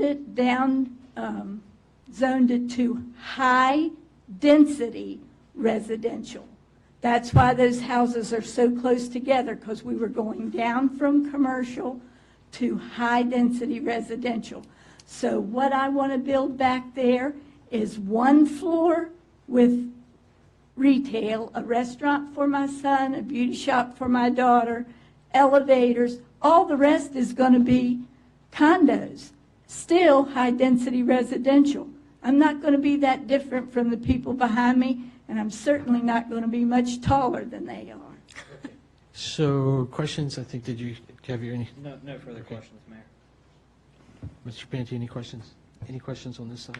I have a question for Ms. Lockhart about, Right, tell since- me when that, I Yeah, don't have anything else for Ms. Leonard. I Yeah, just wanna- let's kind of, once Ms. Leonard, not unless we have any other don't have anything questions else and for her. agreed by the dais, then right now, this is the opportunity to talk to Ms. Leonard. Nothing else further? Thank you very much for your comments and everything. And there again, just if you could, we're going to do this procedural wise, so question for Ms. Lockhart. Ms. Lockhart, could you, by recollection or quickly go to your computer and find out the requirements that we gave to the Jefferson Street house? I know they came with a report from this man, but did we not request for them to have a structural report given? If it's okay, I'd like to get the minutes book and redirect. That'd be great. Okay. That'd be great. All right. So So take let's your go time back- and everybody else discuss. Okay. Let's go around the dais. This is our opportunity to hear this appeal and to hopefully come up with a motion and a decision to act on. Just have a couple of points. It's commendable that Ms. Leonard has put a lot of money into that house to try to save it. Obviously, now we can see that was wasted money. Here's my concern. I am for the historic preservation of our great little town here, very much so. Here's my concern. I look across the street and I see a house that should have been torn down a long time ago. My concern is we're going to have another residence in the same boat. Should Ms. Leonard decide to move out or whatever because it's unsafe or whatever, we can blight her all day long. If she doesn't do anything, then I understand what speaking with our attorney, I understand what the procedure is going to be, but then we have a property over there for years to come that is falling apart and quite honestly ugly for our little town. That's my main concern. Ms. Lockhart, I'll save you some time. If you want to go straight to the January meeting minutes of the ARB, states the board concluded that they would like to get feedback from a structural engineer and more information on the plans for the property, including placement on the property, square footage, and approximate size. Now, as we note here within our ARB guidelines, that the application process just simply states that to complete an application, it has to have the written documentation on why they want to go ahead and demolition the property, as well as why other means are not feasible. We also know, because I got a little egg on my face when I did this one, I sat on the ARB at one time, and it's not an easy job at all. So one, I commend Bond for doing it. Thank you. It's not an easy thing, but I sat up here as we were dealing with the firehouse, and we were talking about the firehouse, and I made the statement that we would go ahead and approve it based off of receiving a demo permit. At that time, I was informed by the other legal counsel, as well as our legal counsel, that we can't look upon that and look for futuristic plans of the property. We have to look at it, based off the historic nature of that property in itself. So going through and asking, I went back and I looked through the ARB meetings and looked through the minutes as well. And we have to be looking at this application based on the historic preservation. We can't be looking at it based on anything else. So if the applicant did not provide the written statement to the ARB, then at that time that application would not be complete. I believe it's within our packet today. that we do have that, so I do deem this a complete application that we can go ahead and look at. While we go back and look through this and looking at what the process and what we've done, when this was at the ARB meeting, it was originally approved. It was then, there was a motion to reconsider. There was another motion for approval, another motion for approval. Then it got tabled, and then it went to the meeting here in October. At that meeting, there was a lot of discussion, again, about the future use of it, but again, we can't be looking at the future use of the property. We simply have to be looking at about in regards to the historic preservation of the property.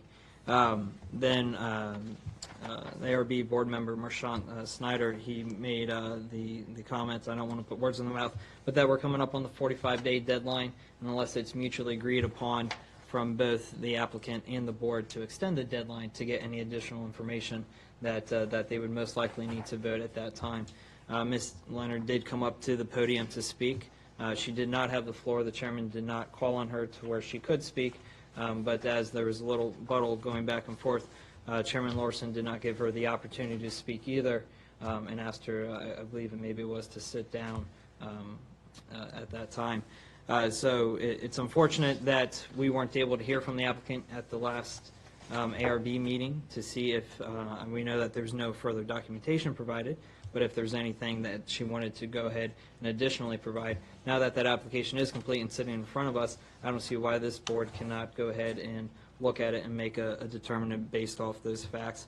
I do want to thank Ms. Leonard for when she actually purchased the property, she actually put money into the property.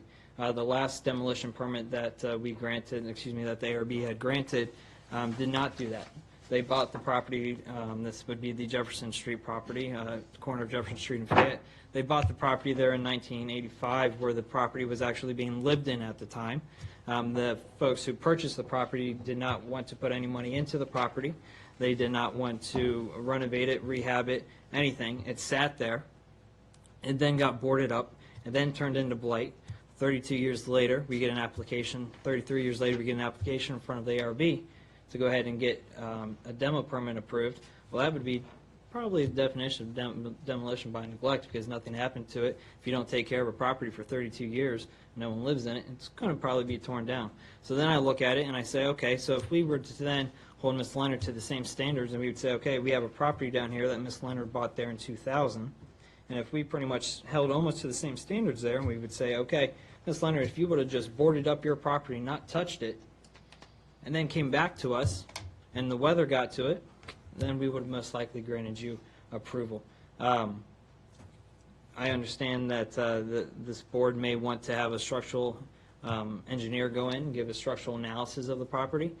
I think that's going to be interesting for the mere fact that based off of the home inspection report, which again is not a structural report, it's a home inspection report, but due to the determination of the amount of infiltration by termites, the only possible way for a true structural analysis to be able to come out there, outside of the home inspector who stated that the outsides were caving in on the main building, is he's most likely going to have to take off those sheets of drywall or stucco and start looking at that wood to be able to determine if that actually is. So we're going to have to start pulling all this stucco off the building or the drywall off on the interior of the building to see how many 2x4s in there are actually eaten away by termites, and then we're going to count those up and say, okay, well, 51% has been eaten by termites, so it most likely isn't.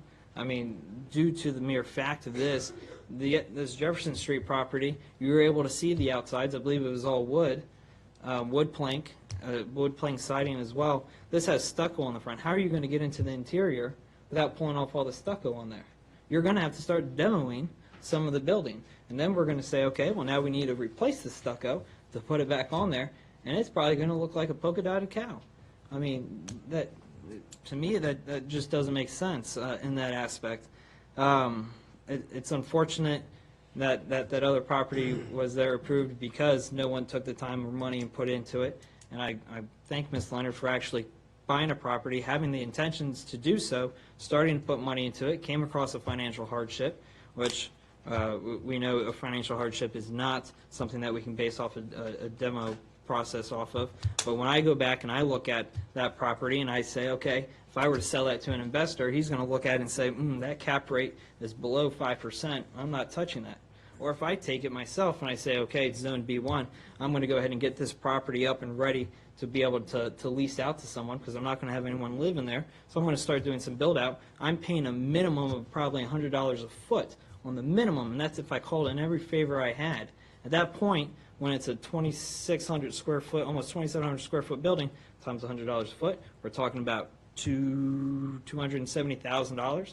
Take that at the going rate of what lease space out here is, $20 a foot. It's going to take me probably 5 years plus, just to be cash flow positive. And at that same point, I'll probably be running a negative ROI.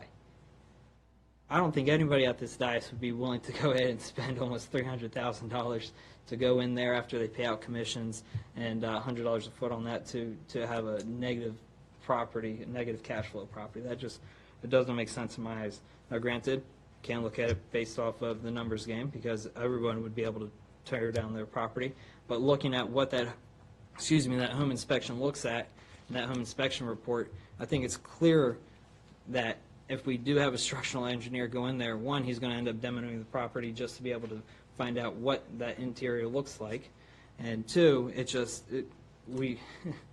going to end up coming down, unfortunately. And if that's the one thing that the board is waiting on, is waiting to have that structural engineer, I don't see the need for it because we can look at the property based off the home inspection report itself and make that determination. I yield the rest of my time. Good. Councilman. I have nothing. Everything, whatever my thought was, Connor explained. I'll add one thing to your thought process there, Councilman Lee. You're right. When you do pull off that drywall inside and to expose these termite-infested 2x4s or 2x6 framing, you're taking away the integrity that might be actually holding this house up. As we've seen, the outside sheathing is most important as well as the inside drywall to keep up the structure. So I feel for Ms. Leonard that I think she had good intentions, but the termites are like a cancer, and it's unfortunate that your home was plagued with that. That's what I have to say. Vice Mayor. Did you find the answer to my question? Yes, I did. As Councilman Leek stated, in the January 17th meeting minutes from the ARB, the board concluded that they would like to get feedback from a structural engineer and more information on the plans for the property, including placement on the property, square footage, and approximate size for the Jefferson Street project. Okay. And that was obviously complied with. Yes, that was submitted, and then the board made their decision in February of 2018. On what condition? Oh, do you have that? Sorry, I should have asked that too.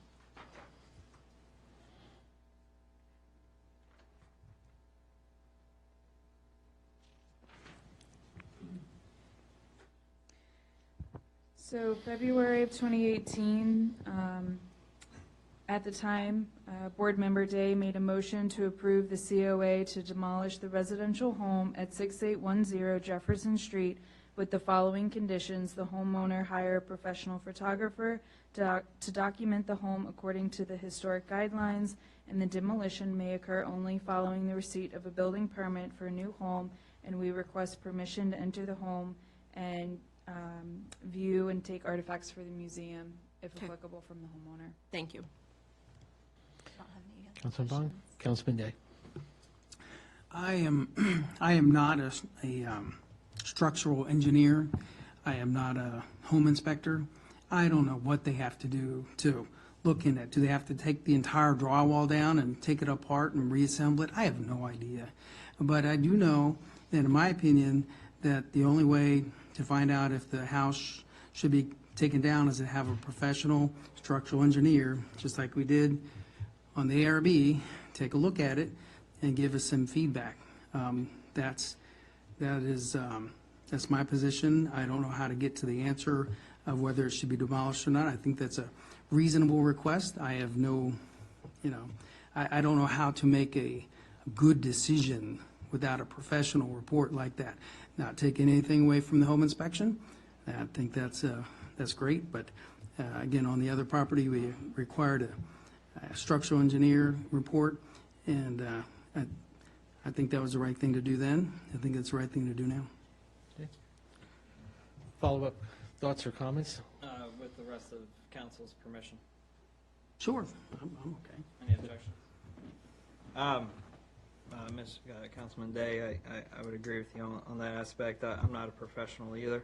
In regards to those structural engineers, I'm just trying to use common sense on how he would physically look at the beams necessary, and that would be to remove that stucco to be able to look at it.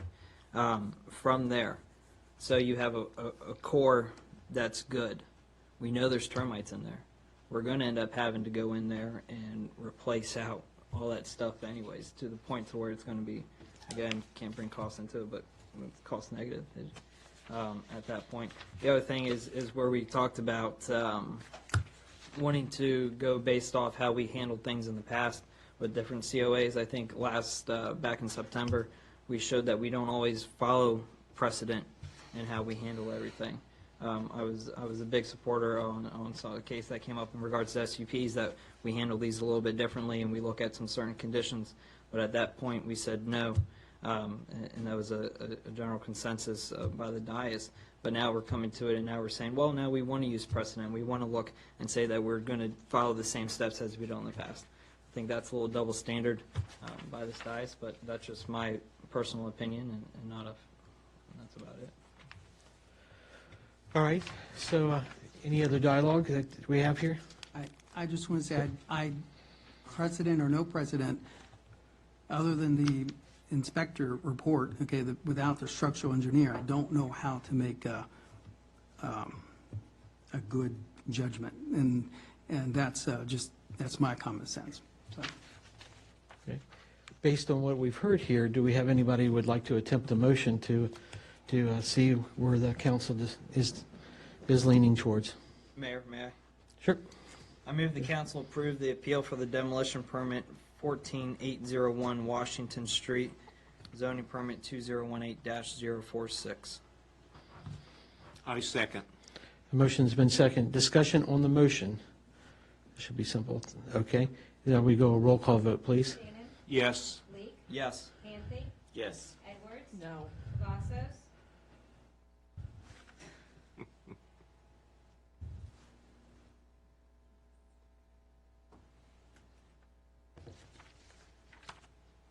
I'm gonna abstain.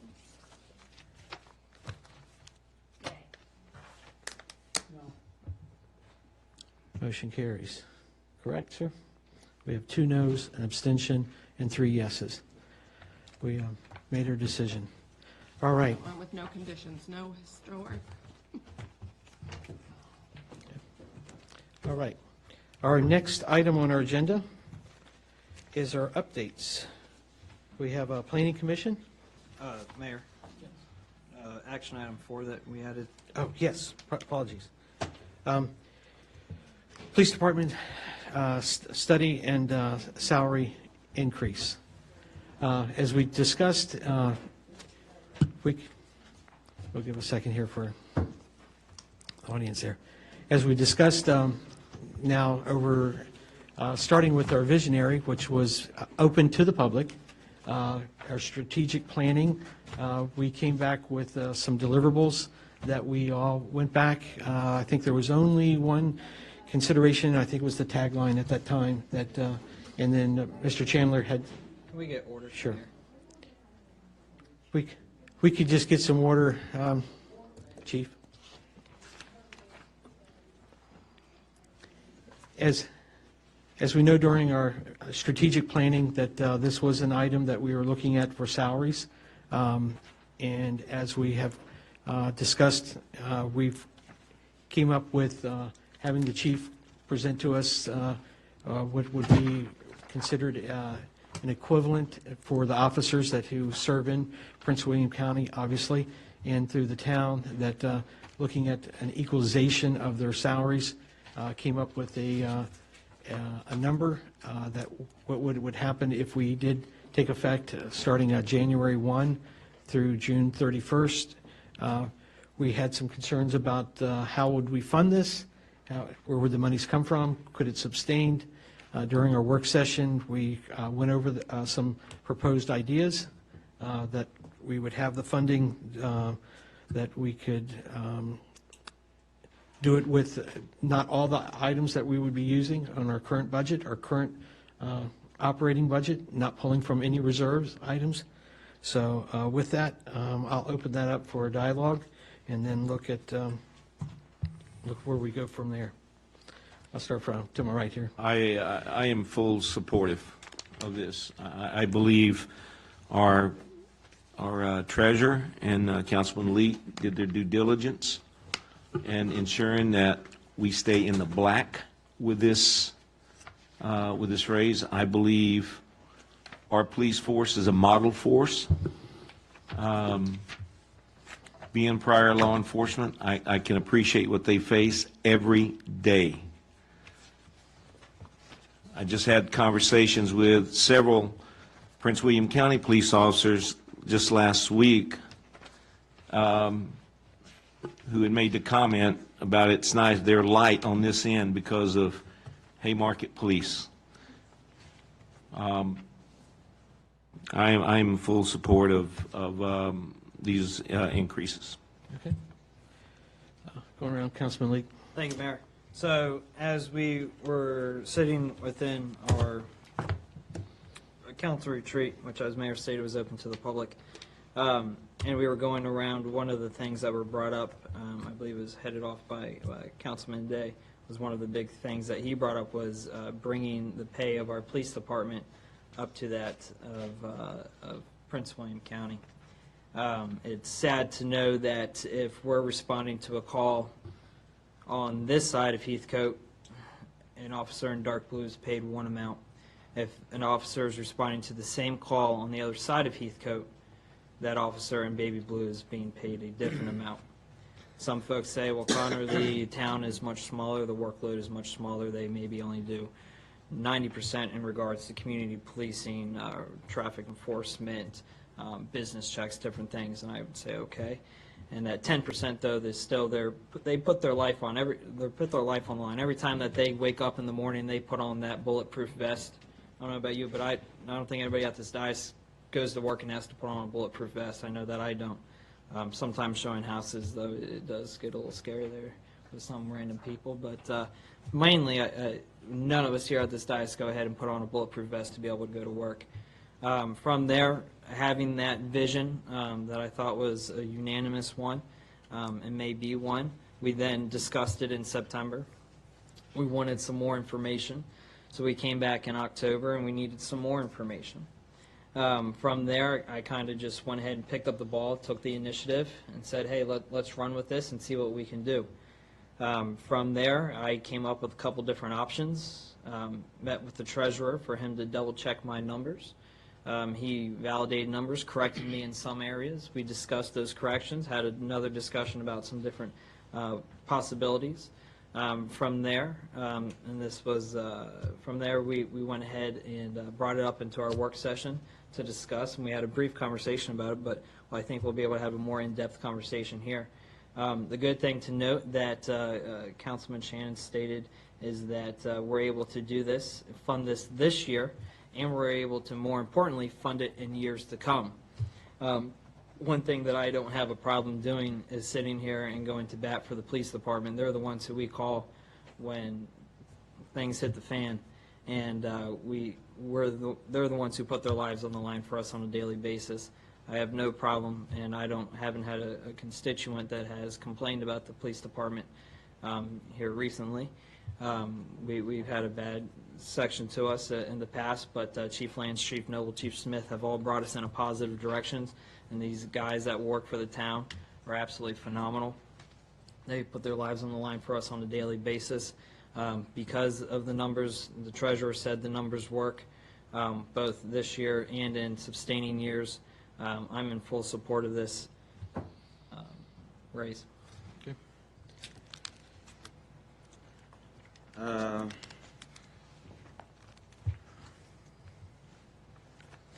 can we afford, what will be our revenue generator to raise, for the coming year, lots of projects going on, we will have some, but coming year, this fiscal year, do we have a budget to increase?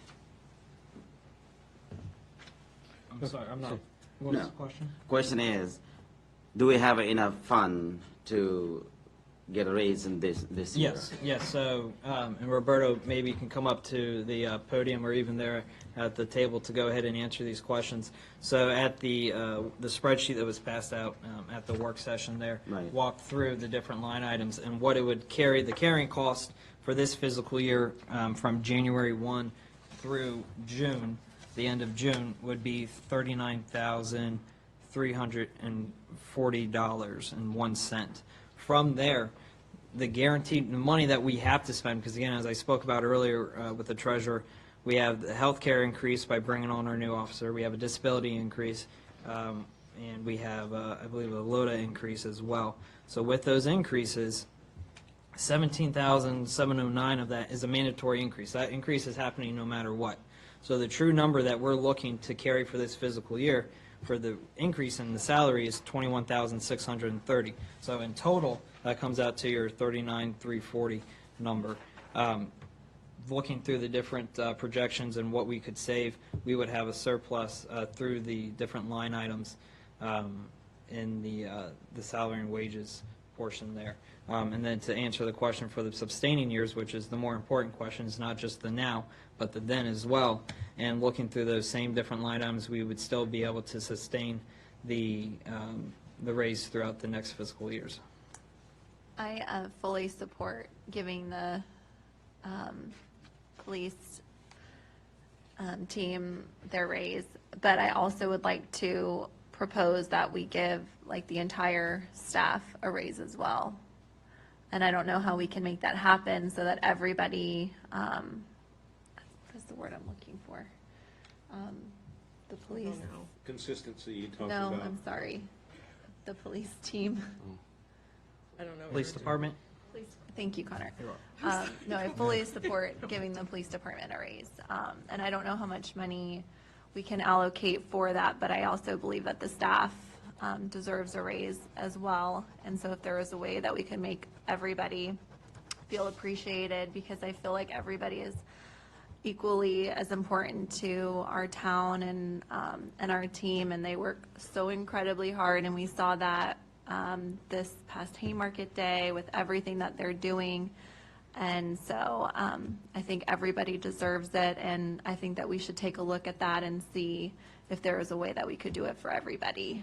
I'll kind of jump into there for 1 second. So as we recall, we had Jerry do a cost analysis for that of the three different positions that we have, the treasurer, the clerk of council, and the planner. So with that, it was a very minimal number in his recommendation. I think he came back. So I think there's still a way of being able to get that accomplished as well. I think the biggest thing was since the salaries were very close in line of what their current salaries are based on experience and a lot of factors. That analysis, if I remember correctly, Jerry, a lot of them were very close into. Excuse me, I don't recall the dollar amount. It was not as substantial as the police department. As the police department, correct. Yeah. So we definitely noticed that the PD side was totally out of line and compared to the exact positions, and used the Prince William County standard. Now, unfortunately, you can't, use the same model, I would say, for a treasurer for, Prince William County versus the town. Yeah, why can't you? My argument would be that when we're looking at a town clerk, clerk of council, a town treasurer, and a town zoning and planning, we would then most likely, Jerry, your analysis was probably based off other local small municipalities, not a county municipality. Would that be correct? Yeah, I ran our comps from, I can't remember the number. Well, actually, I took it off of a study that we had recently done for another jurisdiction. And, yeah, the amount was, and I can't recall, it seems it was in the range of around $9,000, if I recall correctly. Yeah. For all of it. Of course, we didn't consider also evaluations and things like that that were, I think, coming up as well. So we, I think it's really, we're little apples and oranges here as far as. Has any of the staff received a raise since, in There's regards to been- the admin side? There have been raises. There have yeah, been raises? For this year, absolutely, yeah. Is that correct, Jerry? Yes. Yeah. Yes, we've given some raises. Yeah. Bond, does that answer? The only note I'll make on that is you have some surplus for the end of this year. To make the numbers work next year, you're going to have to do some more thinking. And I would be more than happy to associate time with Ms. Cavazos and work on that admin side, if that's something that you're willing to sit down and go through the budget with you, me, and the treasurer, to be able to look into that and be able to bring that back to council. Would that be something you'd be willing to do? Of course, Connor. Well, you're the. I'm the one who just proposed Okay, it. then perfect. I think that's commendable, Bon, because I feel the same, we feel the same about our team. we do. And our team consists of our police department, the commissions, ARB, and this, and our town staff. Yeah. It's very important. So I commend you for that. I agree with what Connor was saying. I'm not a numbers guy, so I'd leave that to y'all. But when we can make that happen, I think we should. I think we need to make sure that we remain in the black in our budget. I think maybe even something to look at for the new fiscal year, upcoming fiscal year. I feel that we should reward our employees, however, at the budget time. This is completely inappropriate to do across-the-board raises, not in budget I time. disagree with you. I disagree with you. Well, you can answer to the residents when we have our next budget. That's what our job is. Vice Mayor, that is what our job is. Okay, and going back through this, I think I was up to Madhu. I don't think I've had the chance to speak, but I'll speak last. Vice Mayor, did you have any other further words? No. Okay. Ms. Cavasso, any further words there? Okay, we're up to Mr. Day. Roberto, we have a budget. We're staying in the black. Can you give me an approximate how much over our budget we are right now? I understand we're taking in more, from what I understand, we're taking in more revenue than we were expecting. Is that correct? There are a few line items that, yeah, we will be taking some more revenue. To be honest with you, it'll be something that an immediate review will be in January. I should have our December numbers in where we could actually dial in a little bit more as projection-wise at the end of the year. Okay. And you were saying, if I remember right, the study that was done, it was comparing the staff to Middleburg and some other places, and I think, like you say, that it was about 9,000. As I recall, I only saw that one time. That's the amount I recall. I think it was 9,000 and some change. And they were compared to jurisdictions comparable in size and budget to town of Haymarket. Would you Some be- larger. I think the largest population I looked at was like 15,000. And the smallest population we looked at was somewhere in the range of Haymarket's population, I think. Would you be able to bring that to maybe the town council next time, so we can just, or maybe I'll stop by and pick up a copy Yeah, of I it still next have the week? report. I mean, I distributed it Yes, I think- when this discussion began. I believe Right. so, yeah. All right. Okay. And, yeah, I am in favor of the, both raises. But, so, there you go.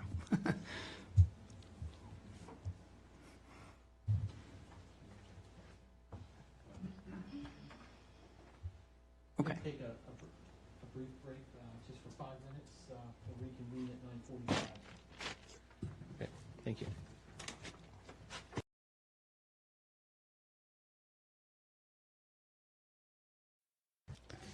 And we're back, and maybe a few minutes early. Okay, as we've discussed this, I'm looking for suggestions or motion, if so desired the council.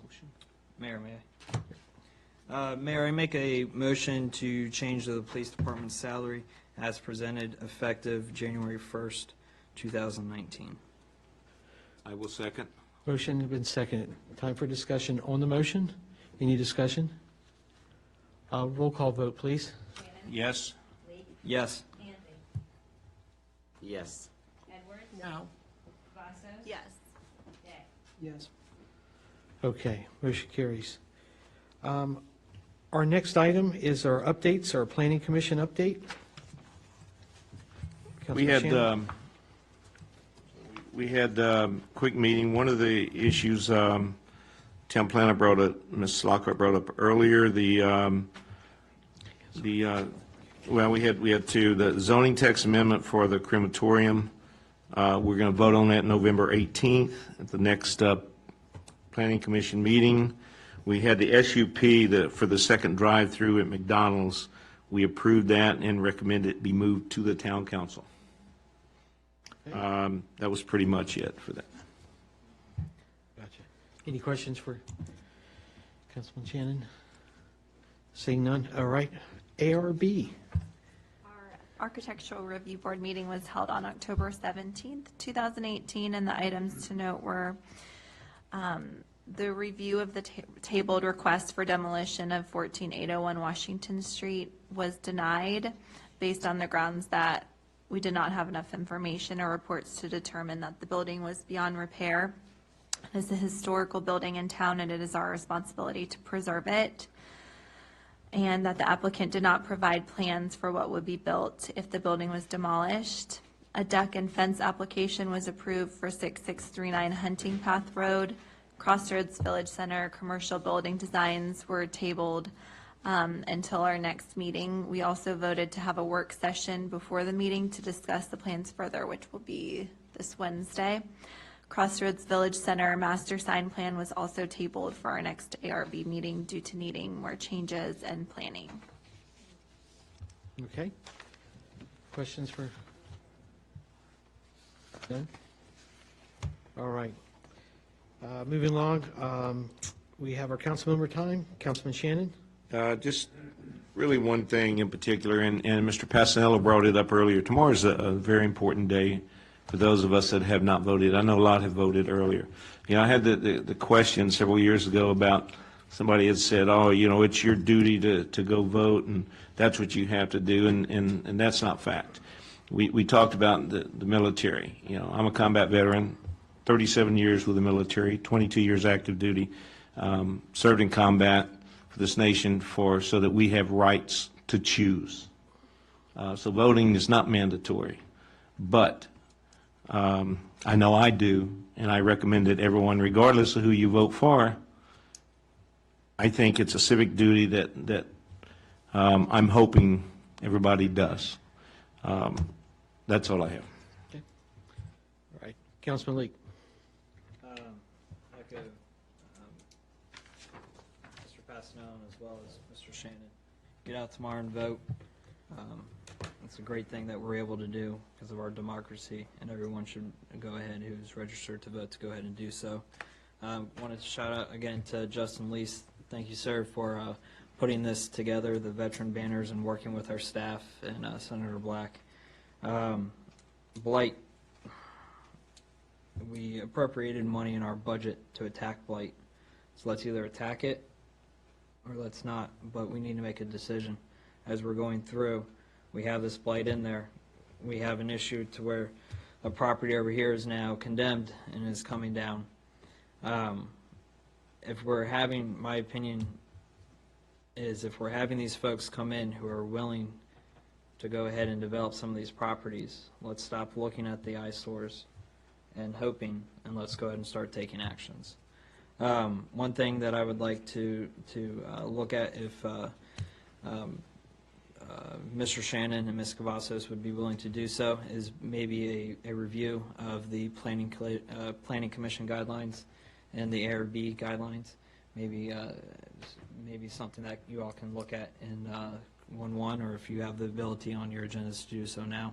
I'm not sure how full or I know yours is pretty full with comp plan and all, but I'm sure it's always a good time to take it and look at everything, and give it a once-over look as we did with our code of ethics and such. So if you're all able to do that, awesome. If not, it doesn't fit on the agenda, I understand. But maybe just that suggestion. Outside of that, thank you to staff and PD for everything you do, for keeping us safe, for working to keep the wheels turning on this machine, and no further. Nothing I have. Okay. Reserve my time. Vice Mayor? Ms. Vaughn. I have to say that I agreed with a lot of Bob Ware's comments tonight, with all of our closed sessions, and I feel like a lot of things are happening short notice, and quick additions to the meetings is starting to feel really exhausting to me, as well as the outside chatter. And I feel like decisions are being made ahead of the work sessions, and I feel like going forward that we really need to make sure we're abiding by our decision to be transparent and to just, even if it's hard topics to talk about here, I think it's better if we just put it all out there in the open. Councilman Day. I'd just like to say that I am honored to be part of the town council that is giving the Haymarket Police Department the pay raise they deserve. This increase will bring their pay to approximately the same pay rate as the Prince William County police officers. Town officers face the same dangers as the county officers and deserve to be paid accordingly. They should not have to choose between an underpaid position protecting our Haymarket residents or a living wage as a county or state officer. We are privileged and blessed to live in the town of Haymarket with its own police department. Officers frequently drive through our neighborhoods day and night. They also monitor morning and afternoon bus stops. They conduct foot patrols, bicycle patrols, business safety checks, and assist citizens with a variety of issues. These are just a few of their duties and responsibilities. They are also actively involved in community events. I would also like to note that it recently took the county officers approximately 30 minutes to respond to a breaking and entering call just outside of town. This is not a negative reflection of the county officers. The county is occasionally overwhelmed with calls. In fact, our officers are often called upon to assist the county with incidents just outside the town. I would prefer to be in the town that provides help instead of a town that needs help. We are fortunate to have our own police department that is able to respond quickly to incidents. We are privileged to live in the town of Haymarket, where the police department truly cares about the town citizens and our county neighbors. Our town is both a safer place to live and a better place to live because of the officers who protect and serve our town. Thank you for your service and for always going above and beyond what is required. Very nice. I guess in closing, I want to acknowledge again Mr. Senator Black for coming out. And it was very touching to hear his comments about Haymarket and what Haymarket means to him. When you hear that from other areas, and we had 2 young residents here as well in the front row that I met earlier, and to see that they're part of this, you know, being so close to the nation's capital, but yet we've been able to encompass in making this truly the tagline that we did is everyone's hometown. We don't have the boundaries when we see Haymarket Day. We know it's not just the residents that are here, it's the tens of thousands of people that come in and make this and that they want to be a part of. The people of Dominion Valley and Piedmont and parts of Piedmont, Somerset. It's just a good feeling, I think, that I think we are going in the right direction here. And yes, we were going to have maybe some disagreements, but this is what it's all about. We make the decision, we make the vote, we embrace the vote afterwards, and we move forward onto our next item that we're going to conquer here. My sentiments exactly on the police department. there was a time where I was going door to door, and we couldn't say the same things that we're saying here tonight. Matter of fact, it was, give me a reason why we need a police department, and that's what my big push for this survey, this survey to be able to show, is there a police department that needs to happen in this town? But as we found through Greg Smith, through Eric Noble, and now through our chief, that's really driving this home, that it is all about community policing this day and time. And you're nailing it, chief. You're nailing it every day, and you're driving that same spirit into each one of your officers that are underneath you. And I commend you for that, and I thank you. And that's it for this evening. I'll take that important motion now. Make a motion that we adjourn. All right. Second. All right, all in favor? Aye. All right, thank you all.